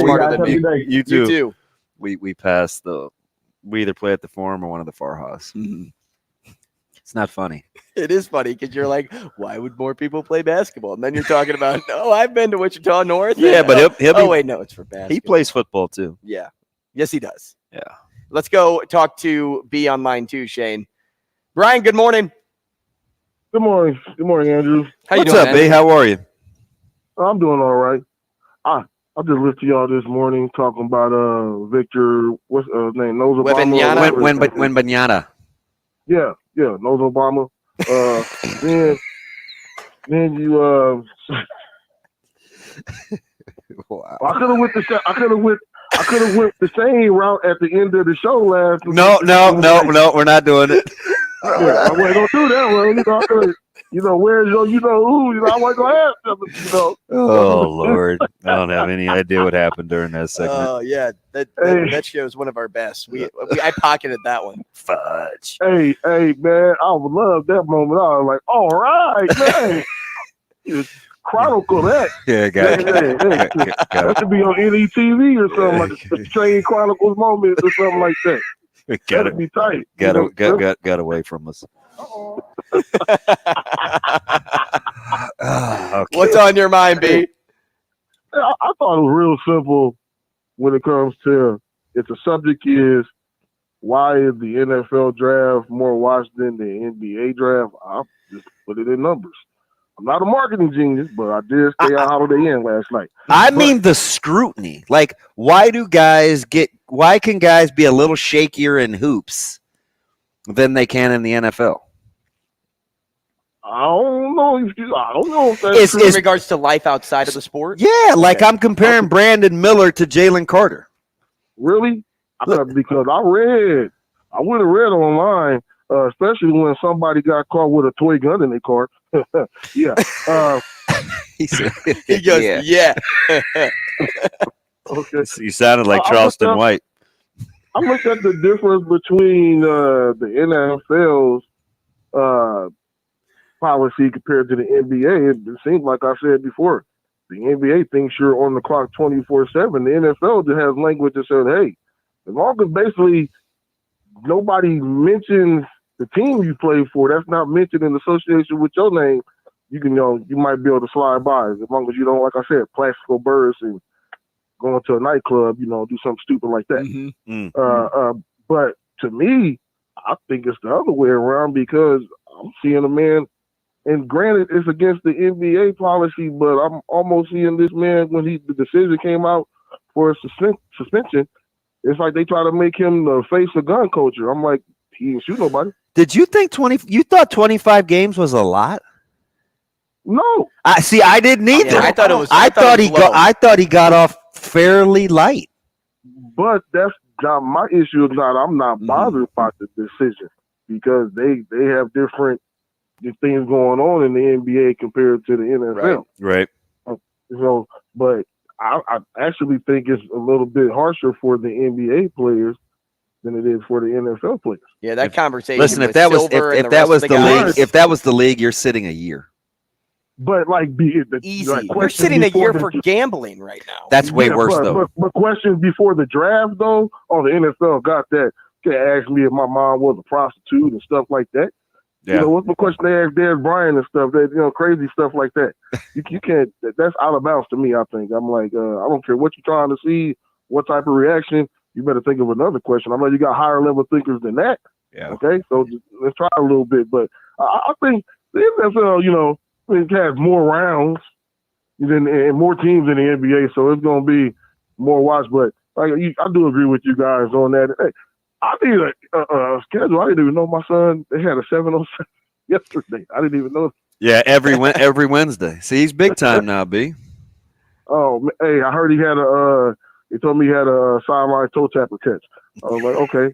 Wow, growing up. I guess those Millard Athletic Association flag football games did some good for you. Hey, remember what I just used to? I appreciate the call. Thanks, B. I used to see B. He would just stroll on over. His little guy. This was Michigan Lance was our coach. Micah was like 6 or 7.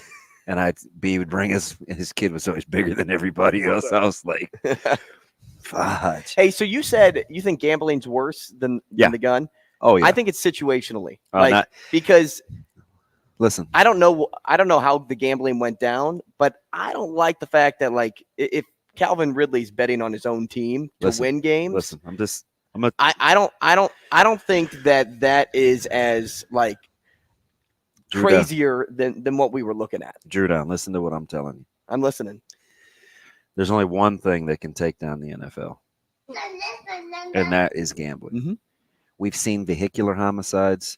We've seen episodes with Ray Lewis in the Super Bowl. We've seen gun incidents. We've seen people die. The only thing that can take down the NFL would be if people felt like the sport was being compromised from within. Trust me on that. It's not even close. Pete Rose still can't get into the Hall of Fame. You cannot jeopardize. I hate to say this, but I'll bottom line it for you. You can lose lives in a sport. You can't jeopardize its integrity. Not a chance. So, see, for me, it's if I'm betting on me to win, if I'm betting on myself. It doesn't. I don't think this really matters about your stipulations. personal preference. I think this is what could kill a league, no pun intended, versus not. And compromising the sport's integrity is the easiest and the quickest way to take down a giant. So they just won't budge. Right. So they won't budge. So pick up basketball. You see people bet on that all the time, right? Yeah. So I don't think that compromises basketball though. And I know it's You know different. what they tell you at the NFLPA? Don't do it on grounds. Go do that. I mean, you can have rules. I'm cool with that. You gotta go do that someplace else. But and I'm okay. I'm okay with that premise. I want to know it's suspension's legit. very- I want to, at least to the best of my knowledge. Brian Edwards, we're talking betting up next.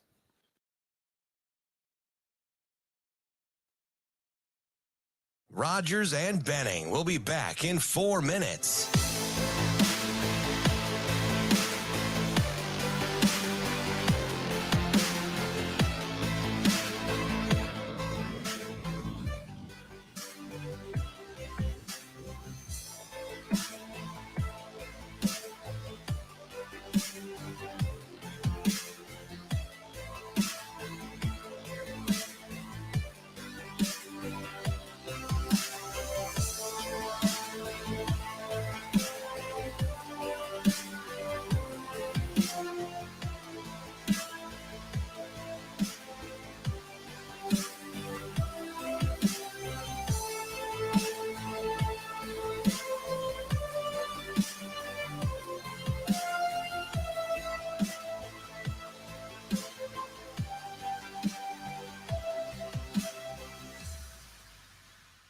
Rogers and Benning will be back in 3 minutes.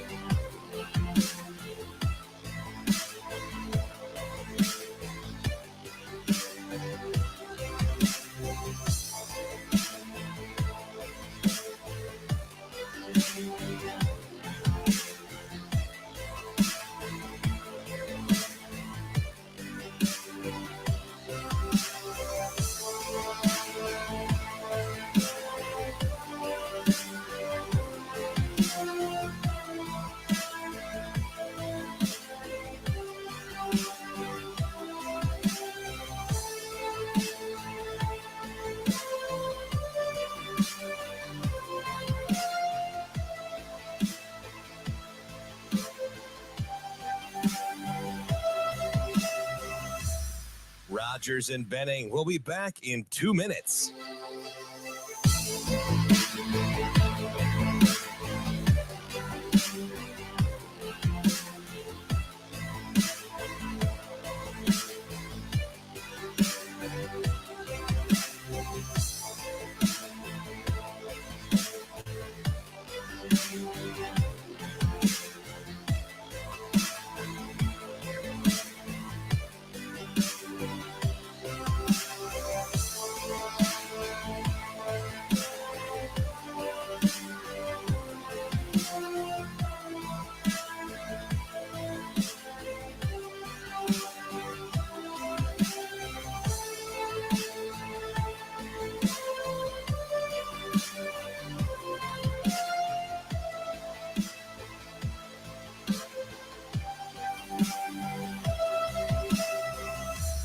Rogers and Benning will be back in 1 minute.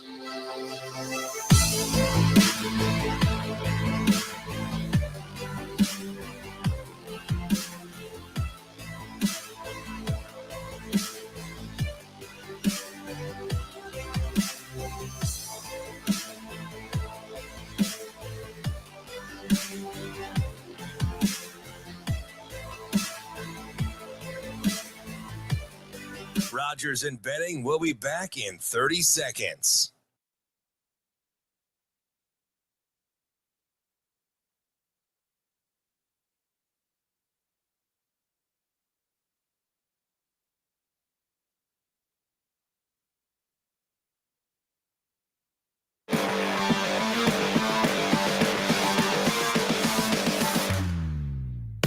Coffee and Cream with Rogers and Benning on Hail Varsity Radio. Now, Vegas insider, senior handicapper, and fan of the cold Budweiser bottles, Brian Edwards. It's got to be touchdown, touchdown, touchdown. Brian Edwards. I don't really love it. Brian Edwards. Were they using the cream cheese to butter the bagels? Brian Edwards. I'm going with the cowgirl. Here is Brian Edwards. Hey, before we get to B, Ken on YouTube says, I agree with DB. There needs to be a hard line. Too much temptation to throw a game if you go deep in debt. Here's a follow-up that, because I said there can be stipulations. Unless you're Michael right? Jordan, then you just sell the Hornets. There's stipulations because you can track everything nowadays. You can track where the bet comes from, who placed the bet, and what team you placed the bet on. So my whole point behind that was, well, if you're betting on your own team, no harm, no foul. But I also understand the point of, hey, if you're allowing betting, then yes, that part of thing or that line of thinking can seep into it all too. So I get both viewpoints there. But man, when we're talking about a weapon over your thumbs, I guess your thumbs can be weapons if you're placing bets sometimes. I don't even think it's debatable. Ask commissioner. And now I don't know if they could come out and as we welcome in Brian Edwards. Hey, B, what do you think the NBA or NFL commissioner would have an easier time doing? Apologizing for a death outside of the sporting event or to explain gambling within the sport? The death would because you mean if somebody like dies during the competition? Which one would compromise the league? Which one would cripple the league first? Gambling within the sport or a death within the sport? Like if Hamlin would have tragically passed last year. Okay. Versus his quarterback gambling on games. Right. Wow. I mean, I think it was such a 1 in a million type thing with Hamlin last year, and thank goodness, it turned out okay. I mean, obviously there's life and death, but no, I would say the gambling thing, especially if like Josh Allen is betting on the Bengals that night and throwing interceptions on purpose. That's when I go back to the stipulations thing, because you can track all those things. So if he's betting on the Bills, like if he's betting on himself, that's where I'm like, okay, like you could structure it in a way so that, these guys, if they wanted to bet on themselves, that they could. You still have the whole inside information thing. To bet on yourself? Yeah. How do you know that he's not in cahoots with somebody else on the opposing team? Well, hey, apparently UFC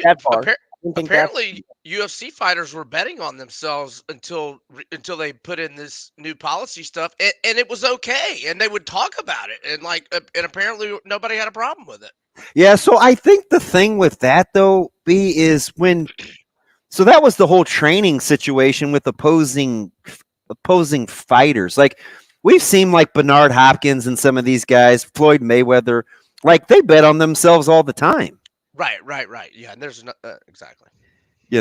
I don't know. Speaking of MMA and cage fighting, what do we got? What do you like? Well, I will be in Jacksonville a third year in a row because Jacksonville darn near a homecoming, B. Yeah, Jacksonville was good to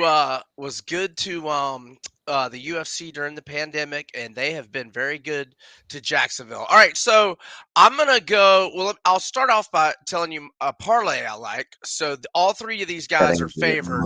Topuria in the main event against Josh Emmett, who is now 38 years old, by the way. Brendan Allen and Randy Brown, and the night that Usman knocked out Masvidal, that first indoor event, post-vaccine, I guess it was like April of 21. I had Brendan Allen and Randy Brown that night, and they both came through for me, and they're both in good form. Brown has won 4 of 5. Allen has won 4 in a row and 6 of 7. And so a parlay with all three of those guys as favorites will get back plus 197 and change. I'm also going to go with Brendan Allen, who is fighting Bruno Silva. What is he? It's minus 180. What is 180? Is he 180? Yeah. That's a little too pricey for me. Now I did make a baby play on minus 160 Monday morning when it came out, but it's up to plus 180 now. But to Allen to win by submission, that is plus 175. And Silva's 8 of his losses, 6 have come by submission. Allen has won 12 of his 21 are by submission, and 3 of his last 4. Now, just in case he gets a knockout instead, I'm also going to do inside the distance at plus 105. Go ahead, Damon. No, I was going to say, like, I'm on DraftKings right now. Just trying to get some of that good plus. All right, yeah. Look, I'm telling you, you want legs to a parlay and a partner, B. You got me. Andrew is your guy. Like, my man counts long nickels in this bad boy. Sure do. You should hear my golf parlays. I'm also going to go with Macy Barber plus 170 in the co-main event against Amanda Ribas. Now, Amanda, I like Amanda a lot just in general, and I like Barber. Because she's good looking too? Amanda is good looking, and she's a vivacious Brazilian gal with great energy. Like all Brazilian gals have great energy, and I love both these gals. And I'm going to go plus. There was. Come on now. I'm in trouble. I'm going to go. Look, I think it's a toss-up fight, and I can get Macy Barber on a 4-fight winning streak at plus 170 odds. I'm going to go with the good odds. So, right. I think it could go either way, but give me the plus 170. Look at my. All right, listen. I know you're. Here you go, B. Thank you very much. It's got a problem, B.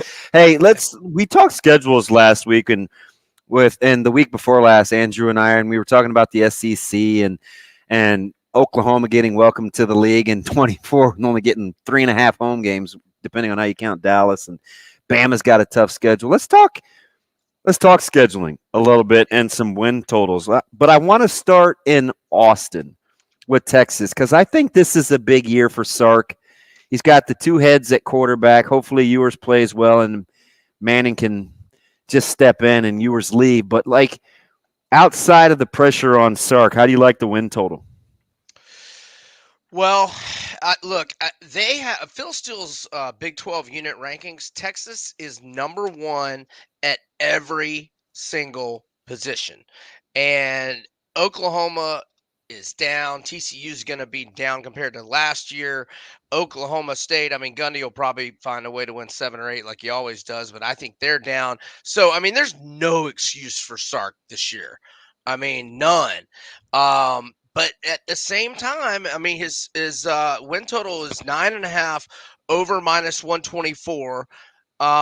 Look, they should have beat Bama last year, but at Bama is a tough ask. Even though Bama is a little, iffy at the QB position, I still don't think they're going to win that game. And then, like, I marked them 7-1 with 4 swing games. The swing games being at Baylor, which might be the toughest of these 4 swing games. They get K-State at home, so you got to think they'll probably win that. At TCU, and it's late in the year, so I think that's kind of good for TCU. At Iowa State, they'll probably win that. Just you never know in Ames. So, I mean, I think they go 10-2, but and maybe 11-1. And maybe they're in the playoff mix. I mean, obviously, if you go 11-1 and you only lost is at Bama, and then you're going to be favored in the Big 12 championship game, then you're probably going to be in the playoff mix. I just think they get tripped up somewhere. I'm going to probably say it's going to be at Baylor. But look, I mean, they could lose at TCU. And so I lean over, but I'm not going to play it. I just don't trust these guys, man. I mean, when was the last time did they win in 2018? No, they won their bowl game. So they haven't won 10 in a regular season, not once in the last decade. Their only 10-win season was 18, and that was when they got the 10th win against Georgia in New Orleans.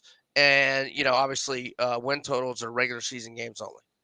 B, I know you didn't pass this information along to us, but you're a big NBA guy, so I'm going to ask you this question. With the draft tonight, you have – Wembanyama, who is the obvious favorite. We saw a bettor already put $60K on him to go number 1 and to win $300, which I don't see a lot of benefit in that. But you know what? If he goes number 1 and you made an easy 300, you had to stress out over 60K over the last 2 days. But if you also have 60K to place down, you probably are doing okay in life where you don't have to really worry about it too much. Sure. But the kind of like everybody's been thinking about, okay, who's going number 2?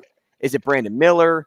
Is it Scoot? Both guys have like pretty decent odds. I don't know how much you've been following along with like mock drafts and things like that, but when you're betting, say, the NBA draft, do you have any tips or advice for picks that follow number 1?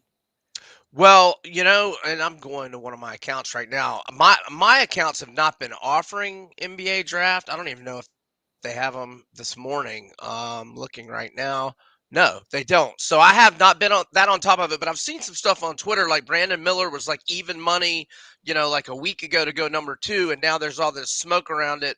And I think he had moved up to -180. That was like 48 hours ago, and maybe he's probably more expensive now. I would have loved to have gotten Brandon Miller to go 2 at even money a week ago, but yeah, it's not been offered for me. Look, my only hopes tonight are, my main hope is that Keontae Johnson goes to the Hawks mid-late second round. I would love that. And because I want it to happen for my favorite team, it's guaranteed not to happen. All right, B. Wow. We appreciate you, man. The eternal optimist. Well, I mean, I wanted Jalen Carter with number 8 for the Falcons. They did Bijan Robinson. I wanted Jalen Carter 9 to the Bears, and they had him and said, nah, let's just trade this pick. Gentlemen, y'all have a great weekend. Thanks for having me. Thank you, man. That's Brian Edwards. Brian Edwards, MajorWager.com, BrianEdwardsSports.com, at Vegas V. Edwards on Twitter. When we come back, we're talking to Michael Bruntz, senior writer for Husker 24/7. He's next. Rogers and Benning will be back in 4 minutes.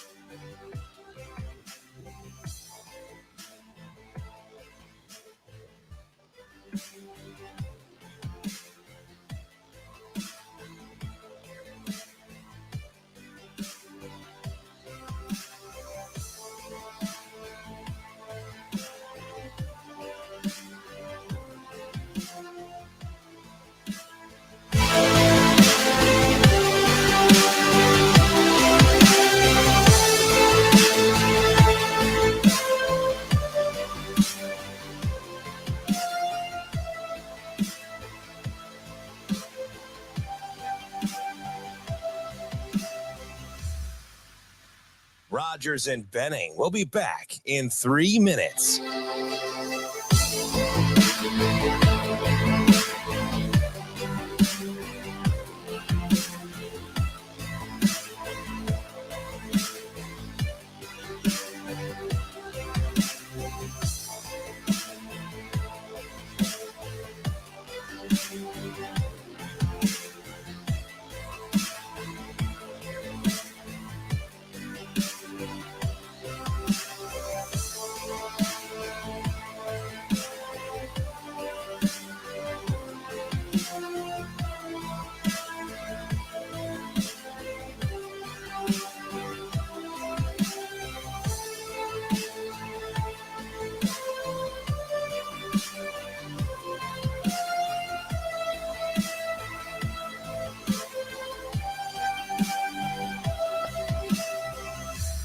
Rogers and Benning will be back in 2 minutes.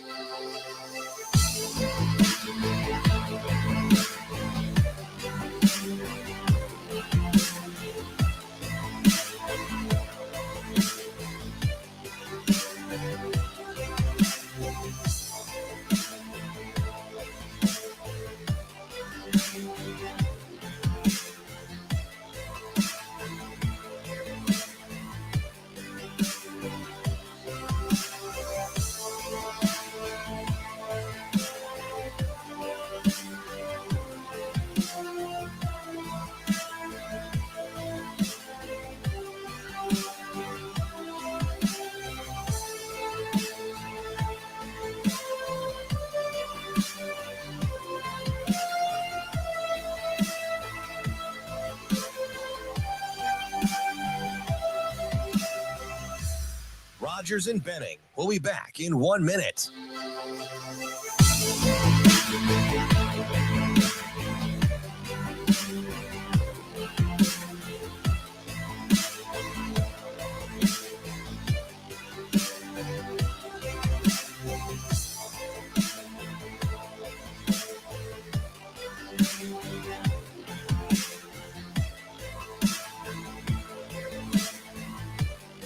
Rogers and Benning will be back in 30 seconds.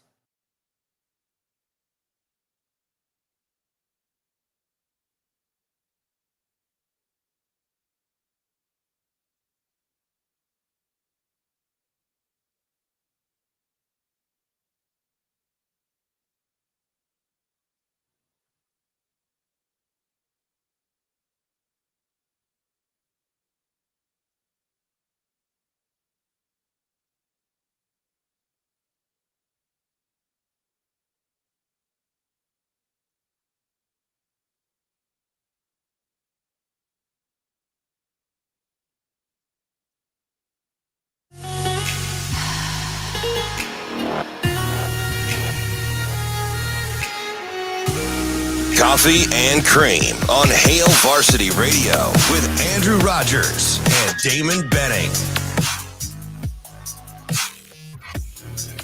Top of the hour here on Coffee and Cream in the morning on Hail Varsity Radio, powered by Currency. DB, Andrew Rogers, live from the H&H Chevrolet stage at Hail Varsity Club.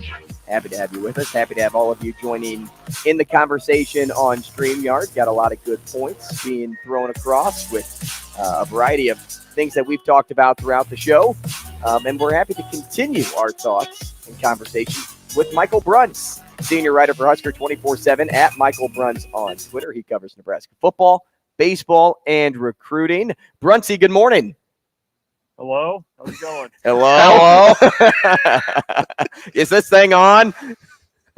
Bruntsy, how are things besides your team is significantly better with each time we talk to one another? Are you allowing yourself to at least crack a smile?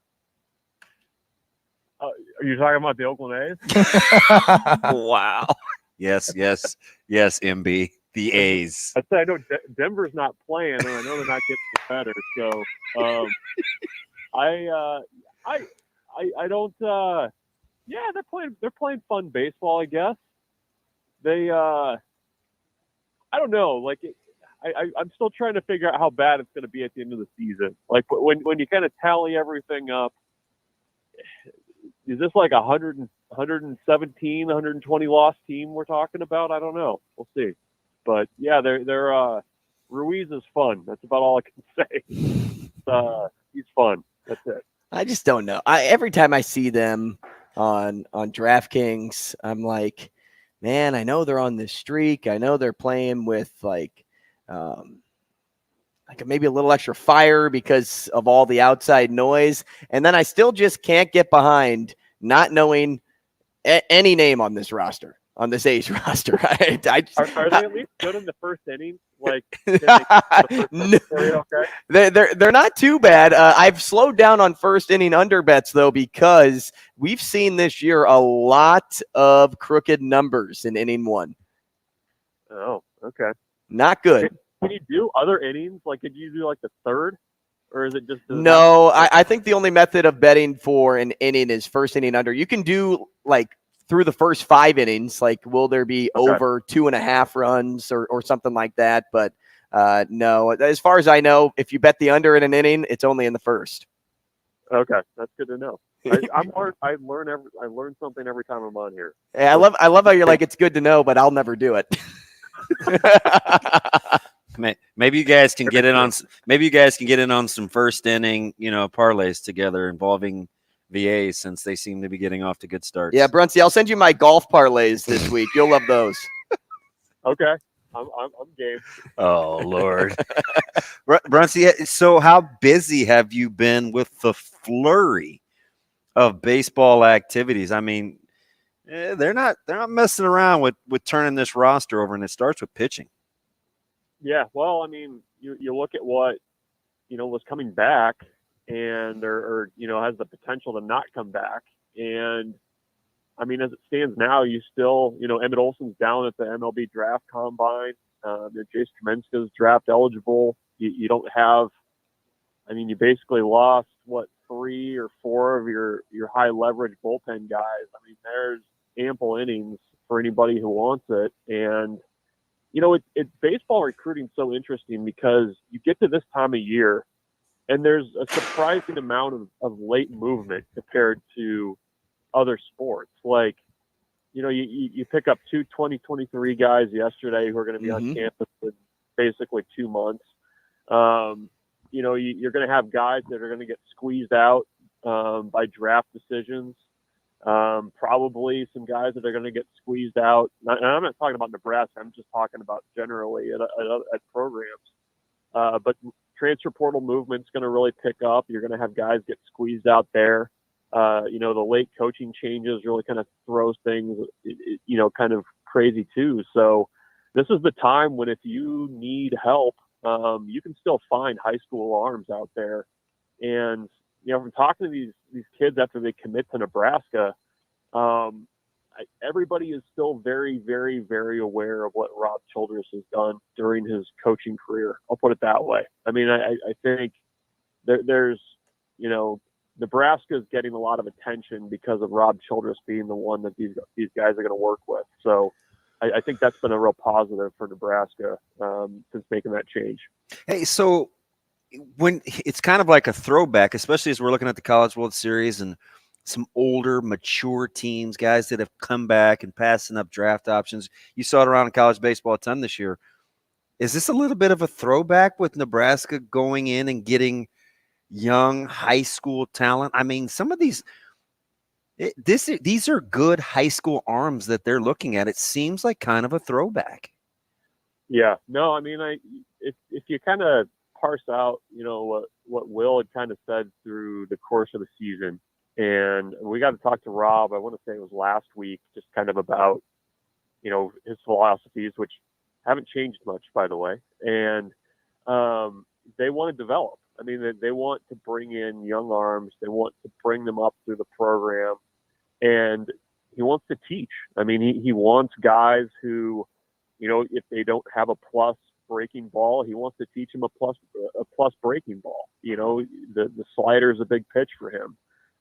He wants to teach that. So, that's the approach. And, I think, when you kind of sit down at a desk with a recruit, and I don't think Rob does this, but I mean, you can point to guys that he's developed, guys that have gotten drafted, guys that were not heralded recruits who ended up getting drafted. It kind of is, it's impressive. And I mean, I think that's the approach that you have to take at a place like Nebraska. I think you still have to be involved with the JUCOs. I think you definitely, nowadays have to be involved with the transfer portal, but you need to have kind of a strong backbone, I guess, on your roster of young guys that you've developed to, you can count on. So you're not getting, to the end of the season looking ahead at what your roster is going to be like the next year and being like, okay, who the heck is going to throw innings for us? So it is a bit of a throwback, but I think that's also kind of been the plan that they've wanted to execute, because the last couple of years it has been a little bit more, you don't want to say haphazard, but there's been a lot of question marks, I think, about who's going to be the next guy up. So, Bruntz, do you look at this as because you talk about wanting to develop, as a chance to, give it some time until you can get old and kind of become a team that could be making a run? And I'm not saying they're going to be like Wake Forest, who's the number 1 overall seed, but Wake Forest was also a team that went 20-27 just 2 years ago. So I guess my question to you is, how do they become a CWS team again? Oh, that's a big question. It's, you need to find, you need some of those guys that you're developing to kind of be like transcendent type pitchers. I mean, if you're going to develop them, you need some of those guys to be dudes. And, I guess one advantage, that some programs have right now is that, you can go into the transfer portal and you can find those guys. And, a lot of SEC schools are doing a heck of a job playing the NIL game and able to, kind of piece together their rosters in the off season. And, I think for Nebraska, you got to develop those guys, and you need to have consistent pitching. I mean, go back and you look at that 2005 Nebraska College World Series team. And I know that that's kind of the gold standard around here. I think it is, a little bit of a lightning in the bottle situation. But I mean, you had a guy in Tony Watson who was a longtime major league pitcher who was your midweek starter. I mean, that's the kind of arm talent they had on those teams. So, I mean, you have to develop it. You need to get some momentum going as a program, and kind of get to the point where, NCAA tournaments are, you're in it year after year, and sometimes you're able to break through. I mean, it's going to be really hard, I think, for Northern teams to host going forward unless they make changes to the RPI. So, for Nebraska, I just think you have to continue to develop and try to recruit those guys that are the types that you talk about in your program, 15, 20 years later. Before we get to football, Martin, let me get your opinion on how many teams roughly. I'm just trying to get perspective, right? Because it starts with conference success, conference titles before we talk like hosting regionals, right? How many programs do you legitimately think Nebraska would have to jump to have these consistent conversations year in, year out? Because I think the number you may say is surprisingly small. Are you talking like to host? Within the Big Ten to have these consistency make runs? How many programs in the Big Ten Conference will they have to hurdle? I think you can be consistently in the conversation in the NCAA tournament if you're a top 3 program in the Big Ten. Like I think that's kind of where they're at. I mean, I was going to guess you'd say 4. Yeah, I'd say, yeah, that's probably fair. I mean, Maryland's obviously up there. You don't know what their situation. Illinois is young. Coaching been good. Yeah, I mean, Indiana's going to be there. I mean, I think they're a program that's going to invest. Now they're really young. Yeah, Michigan. I don't know what Iowa will probably be there. I don't know. Yeah, I don't think they'll fall off as much as people think. So probably you got to jump 3 or 4. You got to jump 3 teams, right? Yeah, you basically got to get in the top 2 or 3 every year. That's. I mean, the Big Ten is probably going to be a 3 or a 4 bid league every year, I think, and you just need to find a way to be consistently in that top group, if not at the top of the group, to give yourself a chance. And we've seen Oral Roberts is an outlier, but it always feels like there's 1 or 2 teams every year. There's a northern team, mid-major team that makes a run, and I mean, it's tournament baseball. Anything can happen if you've got guys that can pitch it a little bit, or you've just got the roster to do it. So Nebraska needs to find a way to be more consistent, to be in that the Maryland, the Iowa, the those types of programs that for whatever reason have been able to do it with more consistency over the last few years. I mean, even at Iowa, I mean, you kind of wonder.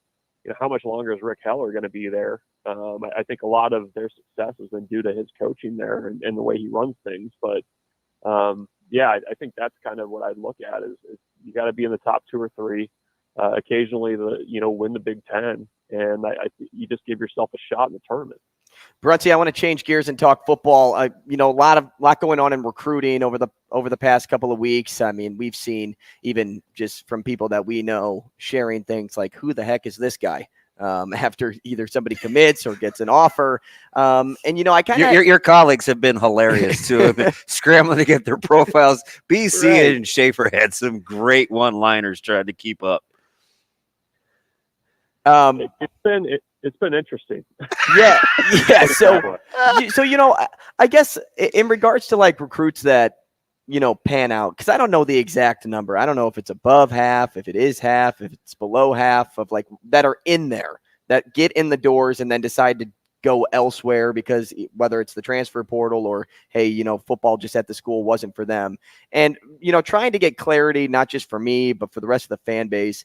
What do you think that boils down to generally to the recruits that won't pan out? Is it lack of confidence? Is it lack of commitment? Is it lack of development? Maybe ego? Like, what can be attributed in most cases? I mean, that's a tough one. I mean, it can be anything. I mean, it can be, maybe guys were maxed out in high school. Maybe they don't make that transition to college easy. I mean, Damon can speak to this, that, whatever you do in high school is going to pale in comparison to what's asked of you in college. Yeah. And there's some guys that say, look, I love playing high school football. Don't know how much this college stuff is worth, if it's for me or not. And guys just some of those guys just kind of hang on the roster for a few years and then they disappear. I mean, injuries can certainly derail things, especially I think if a guy has some setbacks early in his career. I think that's sometimes hard to come back from for guys. And, when you kind of start talking about, how you're going to recruit, where you're going to recruit, I think the transfer portal has made that conversation a little bit more difficult because, I think we saw with Scott Frost's staff that it's easy for guys with the transfer portal. If they get homesick, they're not on the depth chart, they're struggling to say, look, I'm going to go home and go closer to home, transfer somewhere else.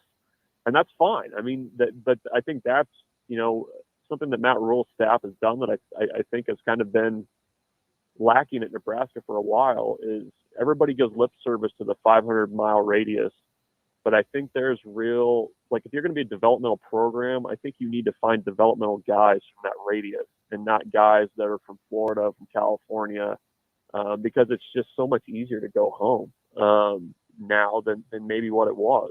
So, there's so many reasons that guys don't pan out. I mean, that, realistically, you're probably hoping for 50% is probably a pretty good marker of guys that, end up helping you in every class. So there's always going to be reasons. But, yeah, I just think, with the way college football is now and with the ability to move more easily, it just it's a little bit easier for guys to kind of, go home or just kind of fall through the cracks a little bit, I guess. So let me ask you something, Bruntz.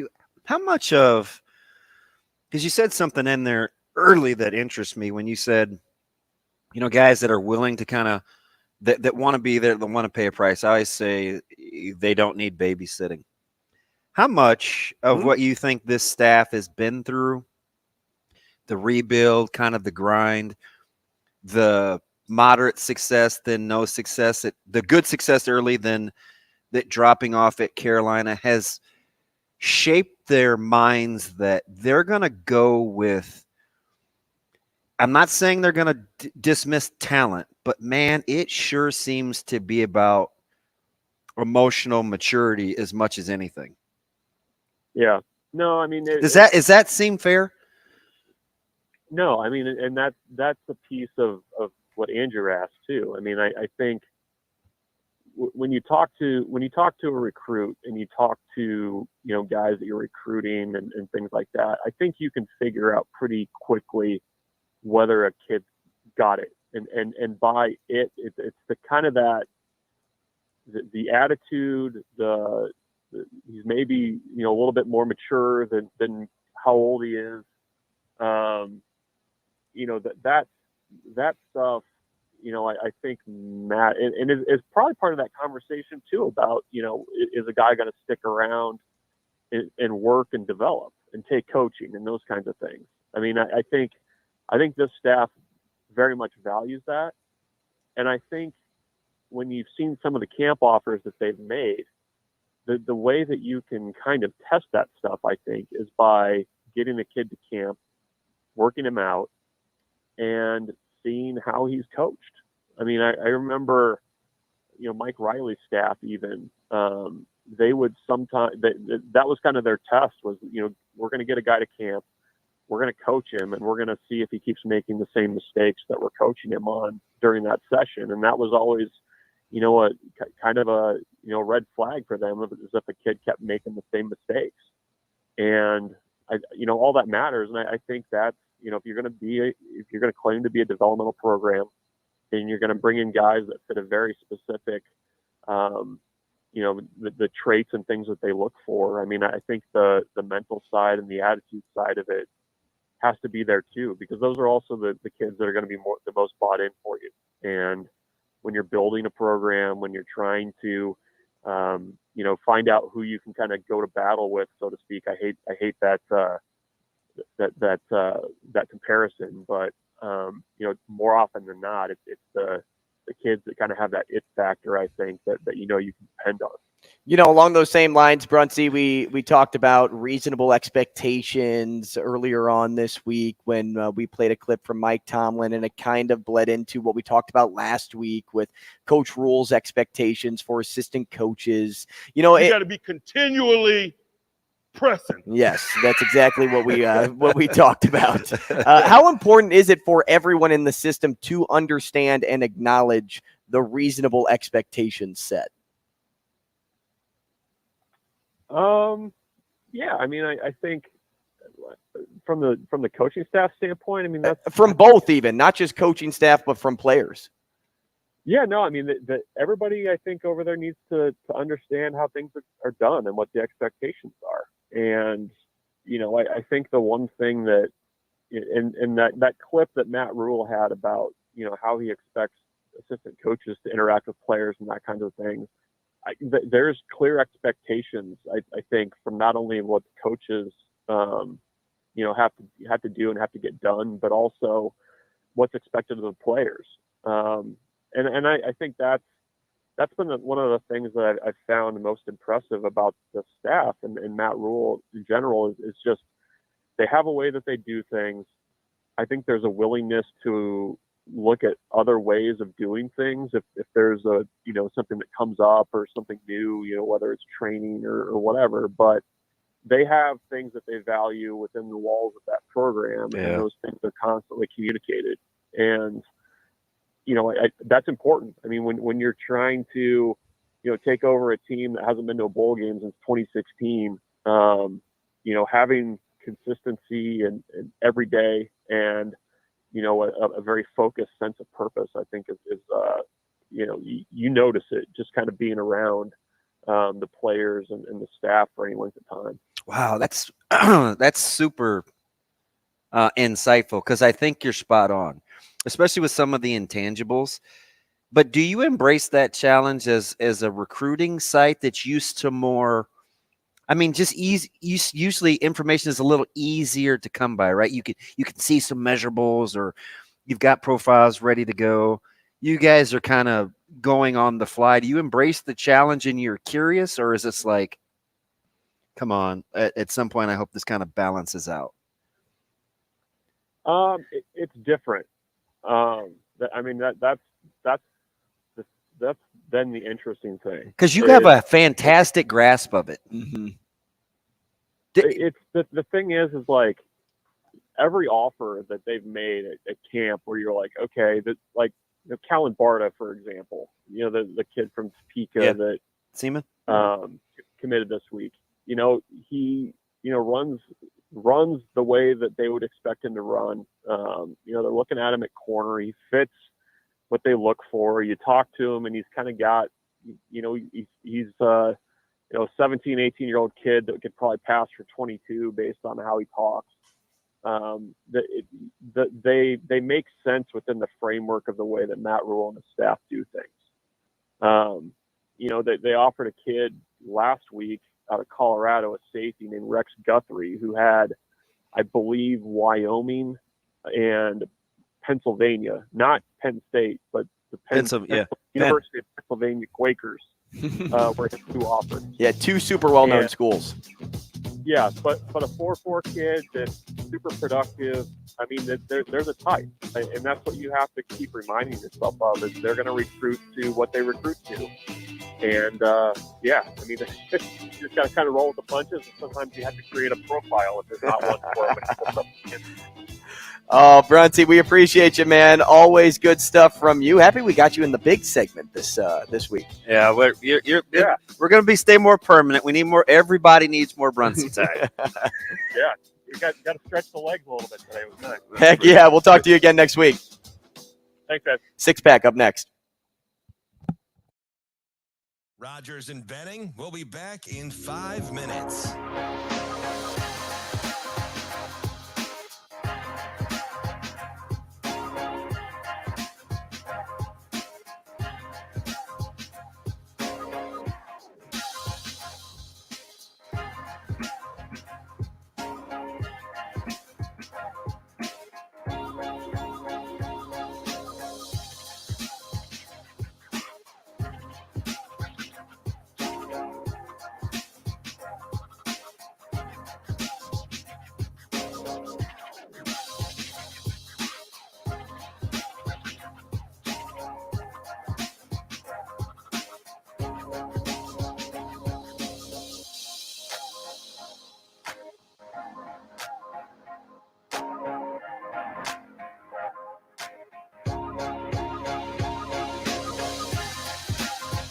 Rogers and Benning will be back in 4 minutes.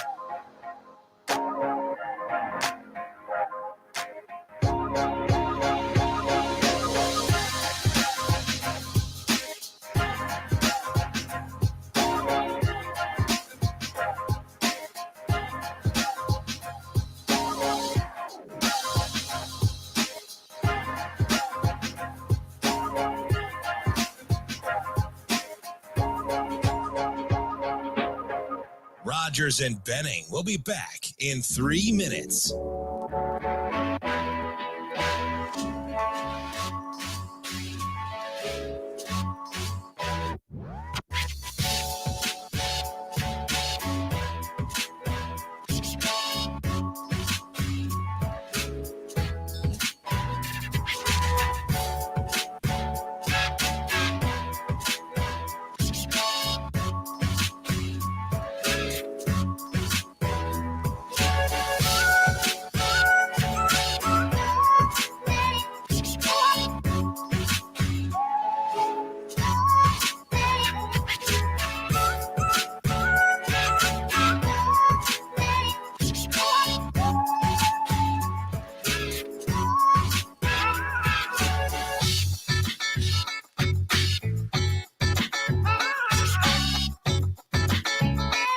Rogers and Benning will be back in 2 minutes.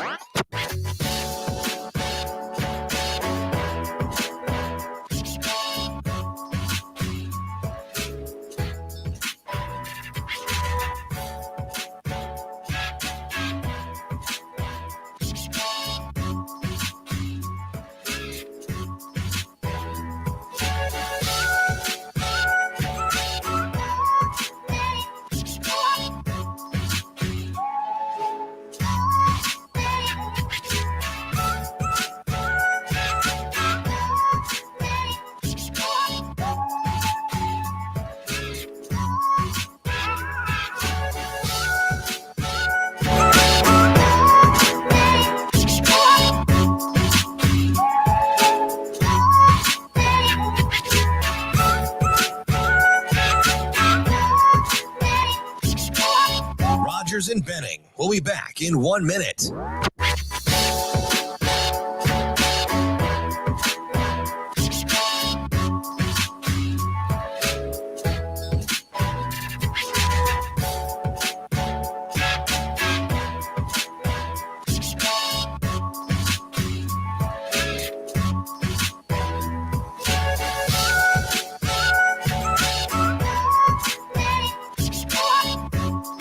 Rogers and Benning will be back in 30 seconds.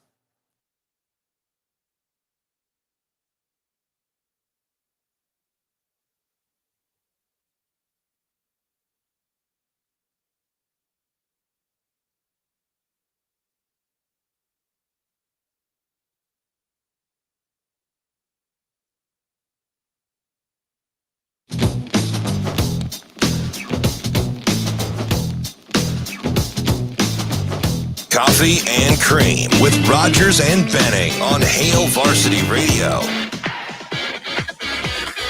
Welcome back, Coffee and Cream. We are just hanging out with one another. We're joined by the little princess. Is Zoe Ryan is holding down cutest button. Can you believe all the stuff that she has? Though it's like we're going to Chicago. I think I kind of just like how colorful she is. She's got the pink bow, the purple headphones, purple shirt, pink water bottle, got the pink in every color on the backpack, the pink iPad. I'm like the pink Nike Dunks. I'm a huge fan. Yeah, and then she's like ready to go roughhouse. It's funny. There's the duality of her being a girly girl, but then she's looking forward to seeing her brothers. She's like, "Is it tackle?" No, it's touch football. There will be some collisions, but not like the one that they have at Dingman's. 4 great locations. And that's kind of the thing. They're flexible. You can go southwest, you can go northwest, you can go midtown, you can go Papio over there off of South Washington. They got the 4 great locations. Ton of services from damage or spare, frame damage. You can go scratch removal. They can do any makes and models. They can take care of Shane's little cars. And when you've done it for over Hot 25, Wheels? Yes. When you've done it for over 25 years in the community, you're probably pretty good at what you do. So visit dingmans.com. If you're looking for something to do next week, the Iowa Storm Chasers, them too. The Omaha Storm Chasers are facing the Iowa Cubs back in town. Just combine the two teams. They are currently out at Rochester right now, coming off a 7-3 victory last night. So if you're looking for something to do next week, once the CWS is over, you're like, man, I need some more baseball in my life. Go check out the Omaha Storm Chasers at home starting on the 28th. And on the 29th, it's replica jersey giveaway night. So that's got you written all over it. You need a jersey? Yeah. My tickets are already Jersey booked. guy. And I don't mean Newark or any place else, Atlantic City. Yeah. I don't have that accent. No, I mean Arenado and Goldschmidt and John Tudor and all those guys. Danny Cox. It won't be Webanyana, I'll tell you that. Shane, let's do the six-pack.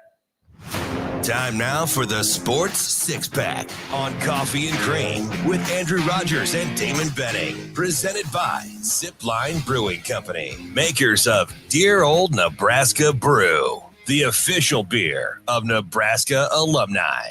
Question number 1. Who would you rather have pitching for your team in Game 7 of the World Series? R.A. Dickey on a smoking hot streak, throwing a quivering knuckleball, or Randy Johnson in his prime, raining down 100-plus mile-an-hour bird-like killers?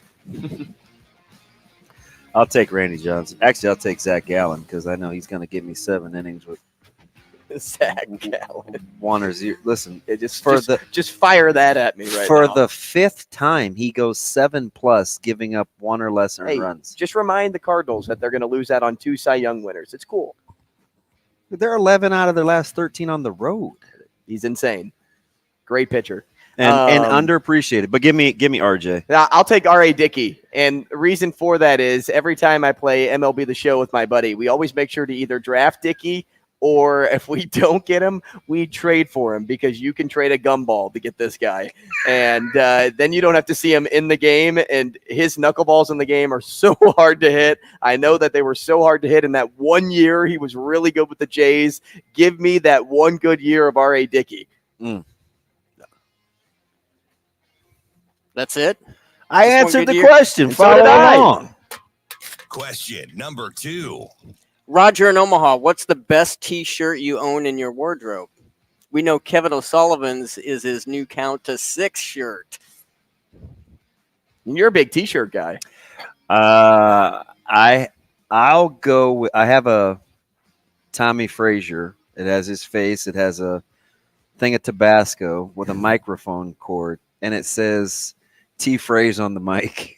Yeah, that one's pretty awesome. That's probably I've got a free LP shirt that I like, but I'll go with the T Fraze on the mic T-shirt. Mine would probably I do be like my Josie Wales one though. Yeah, Have you seen my Tecmo Bowl? No. I have a Tecmo Bowl. Oh, you one, got to too. wear that. Well, You'd never see yeah, it. you have to take off your jacket. For Yeah. me What to do you see. think? Son? I'll give you one guess. What's under here? A white shirt. That's Westside.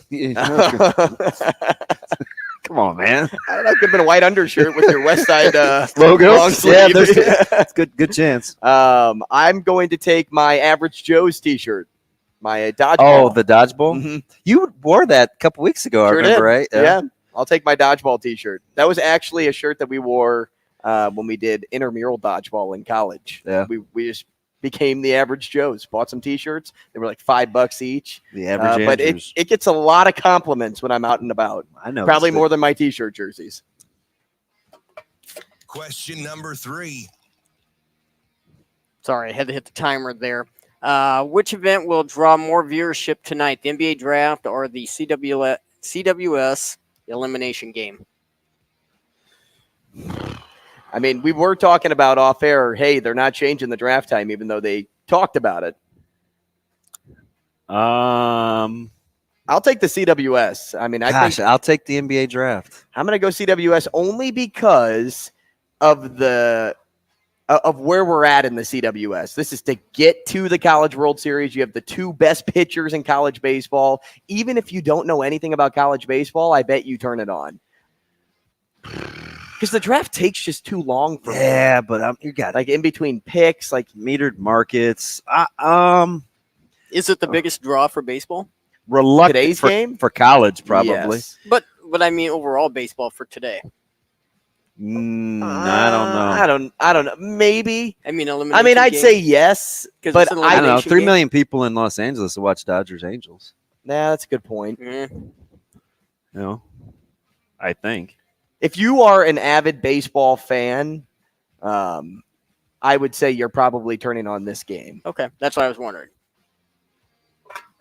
Question number 4.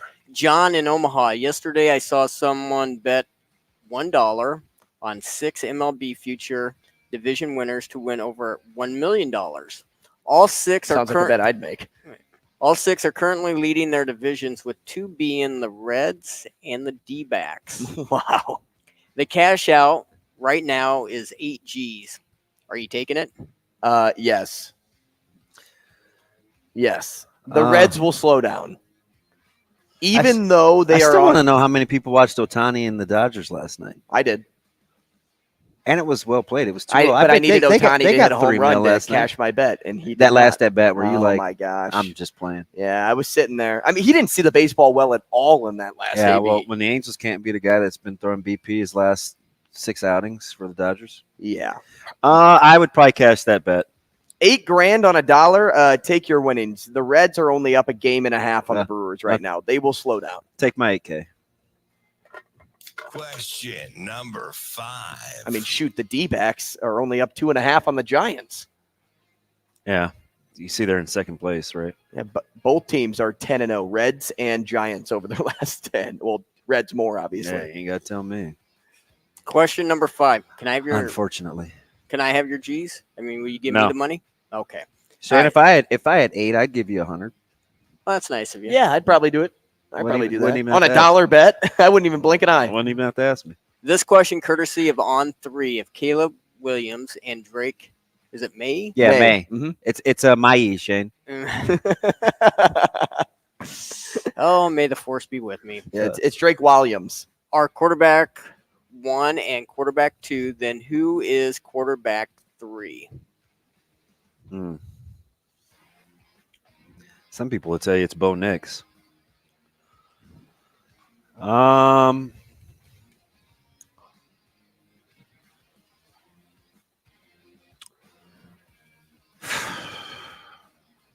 don't know. That's tough. I gotta. Give me Michael Penix Jr. So he's in the discussion. I don't know if I would make him as high as 3. But I just don't love Bo Nix. I know he was good for Oregon last year, but I'm not in love with Bo Nix. I'm not in love with Penix either, but I like Penix's upside. See, I would take J.J. McCarthy over Penix. Really? That shocks me. Because I don't think JJ has as much upside as Penix. I'm telling you, if J.J. McCarthy's good Figured this it year, out. which I think he will be, Michigan could be lights the heck out. Who's the guy at Florida State?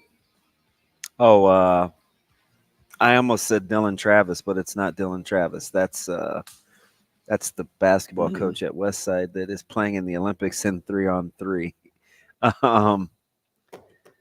Jordan Travis. Travis, Yes. yes. Yeah, I think he could be up in discussion for upside this year, too. God, they're going to be good. Shane, what's question number 6? Listen, if you're playing the long game, LSU or FSU this year? FSU. NBA draft question. Is it sometimes good to pick after number 1? Oh, absolutely. Well, yeah, history says so. Yeah. I mean, Morant went 2, Tatum went 3. Yeah, absolutely. A lot of guys. I'd rather skip one. Do you want Markelle Fultz or do you want anybody else that came after? I believe in Miller or Scoot more than I do Wembanyama. Long Good term. point. Adebayo was 14. Doncic and Trey went, I think, 3 and 5. Yeah, I'll take that. Let's talk the NBA next with Rashad Phillips. Rogers and Benning will be back in 4 minutes.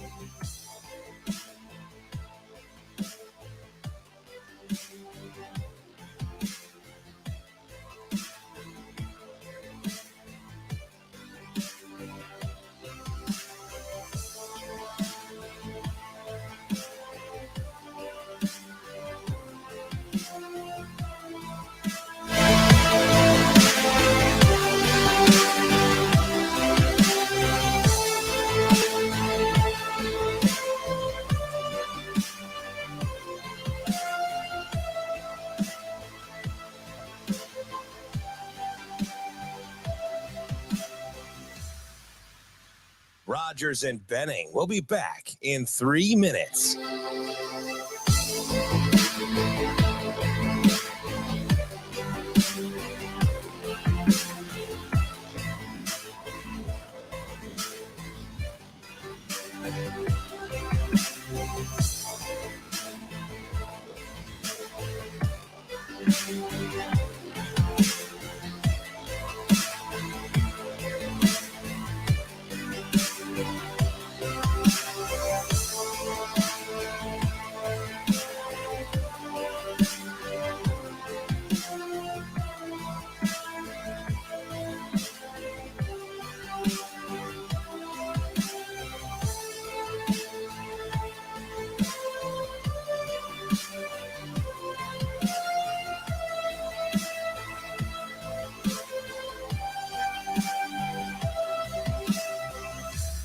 Rogers and Benning will be back in 2 minutes.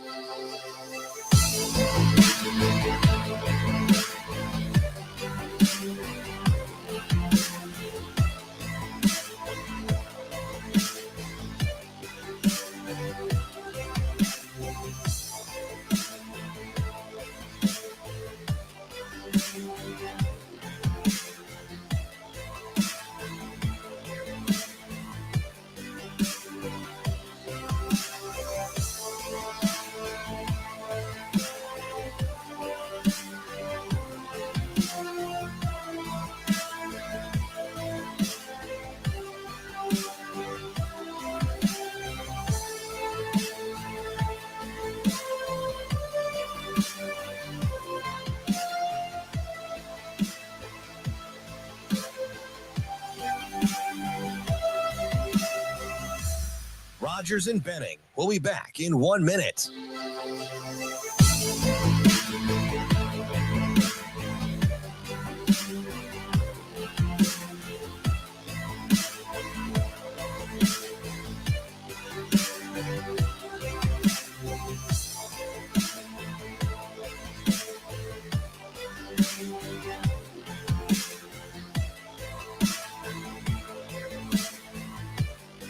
Rogers and Benning will be back in 30 seconds.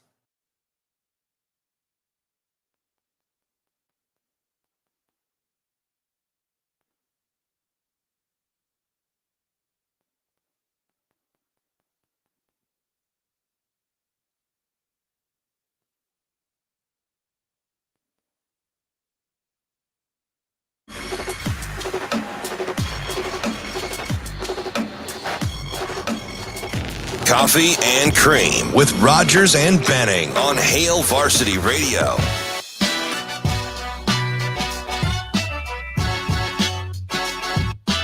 Hey, welcome back. Coffee and Cream in the morning on Hail Varsity Radio, powered by Currency. Damon Benning, Andrew Rogers, live from the H&H Chevrolet stage at Hail Varsity Club. Happy to wind this thing down on a Thursday, NBA Draft Thursday, with Rashad Phillips, NBA prospect specialist at RP3 Natural on Twitter. Rashad, good morning. Thanks for joining us.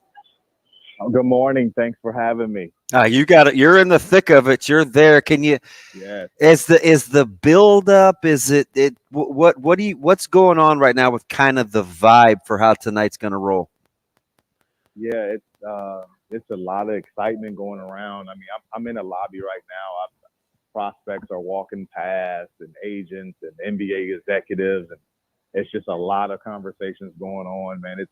It's really fun. It's exciting, and I'm happy to be here and be a part of the experience. Hey, so talking about build-up, not just for the draft, but for Wembanyama, who is the obvious favorite to go number one, expected at this point. Not a lot of people, well, let's just say there are some people out there that don't like his frame and how he moves with the basketball, but then there's a lot that are vibing with the hype that comes along with him. Are you one of the skeptics, or do you believe he'll turn out to be as good as the projections? I'm one of the believers. I think when you look at the evolution of the game, you got to take that in consideration. And the way he plays the game today may have not been accepted 30 years ago, but today it works for what you're looking at. I mean, his ability to shoot the ball, create space, also play with his back to the basket and score is something that is accepted in today's game. So I think he's going to do well, barring any injury. It's interesting as he's made a rapid rise up the draft board, and some may have been surprised that he was invited to be in the green room. I think I'm hearing what I want to hear because I picked him to win the national championship when the season started, and inevitably they let me down. But what's been going on with Jaime Jaquez in terms of how he has just annihilated the draft competition and shot up the board? How is he not too old? I mean, Jalen Wilson is. Nudge, nudge, wink, wink. Yeah, I don't. I think obviously with his ability to score, he won Pac-12 Player of the Year. He's just a high IQ, valuable player. Some guys play the game from the neck up, and that's what you've been able to see. When you look at Jalen Wilson, who was the Big 12 Player of the Year, a 20-point scorer again. I think that these so-called older guys, they do have value because these guys are polished. They can come in and contribute right away, and they don't have the necessary entitlement that a lot of the young prospects have. Rashad, if you had to guess the next two picks, which seem interchangeable at this point, pick number 2, pick number 3, do you think the Hornets go with Scoot or Miller? Yeah, I think they're going to go with Miller. I think he's the better complementary piece to go with LaMelo Ball. You know, when you're drafting these players, you can't lose sight of the roster that you have in place presently. And a lot of times we get caught up in just trying to just take the most talent or the highest ceiling or all of that, but we ignore the roster construction of it all. So I think Brandon Miller fits the Hornets roster better than Scoop does. Now you're a grassroots kind of you love the prospects, so the G League may be in your wheelhouse. How has it become such a is the farm system a little too strong? I don't know, but the G League seems to have a lot better gauge on transforming to an NBA type game. Yeah, I still think the G League is a work in progress. It's still relatively new. I played in the first inaugural season. I was actually the first guard drafted when they called it the D League back in 2002. So I'm a huge supporter of the league. Obviously, they need to work out some kinks, but over the last 3 or 4 years, you've seen some success stories. And that in itself, that means the league is going in the right direction. The players should be paid a little more, I think. Yep. But again, it's one of those situations. It's like the AA baseball league and stuff like that. You're just trying to. It's not supposed to be comfortable, because if it's comfortable, then the guys won't fight to try to get to the NBA. So I think they're trying to find a happy median and finding what's just enough discomfort but comfort at the same time. Rashad, do you think we're in a new wave of NBA drafts when it comes to the G League and pros coming from overseas and not going to players not normally taking the college route? Do you think we're in kind of like a new wave of what the draft will look like for years and years to come?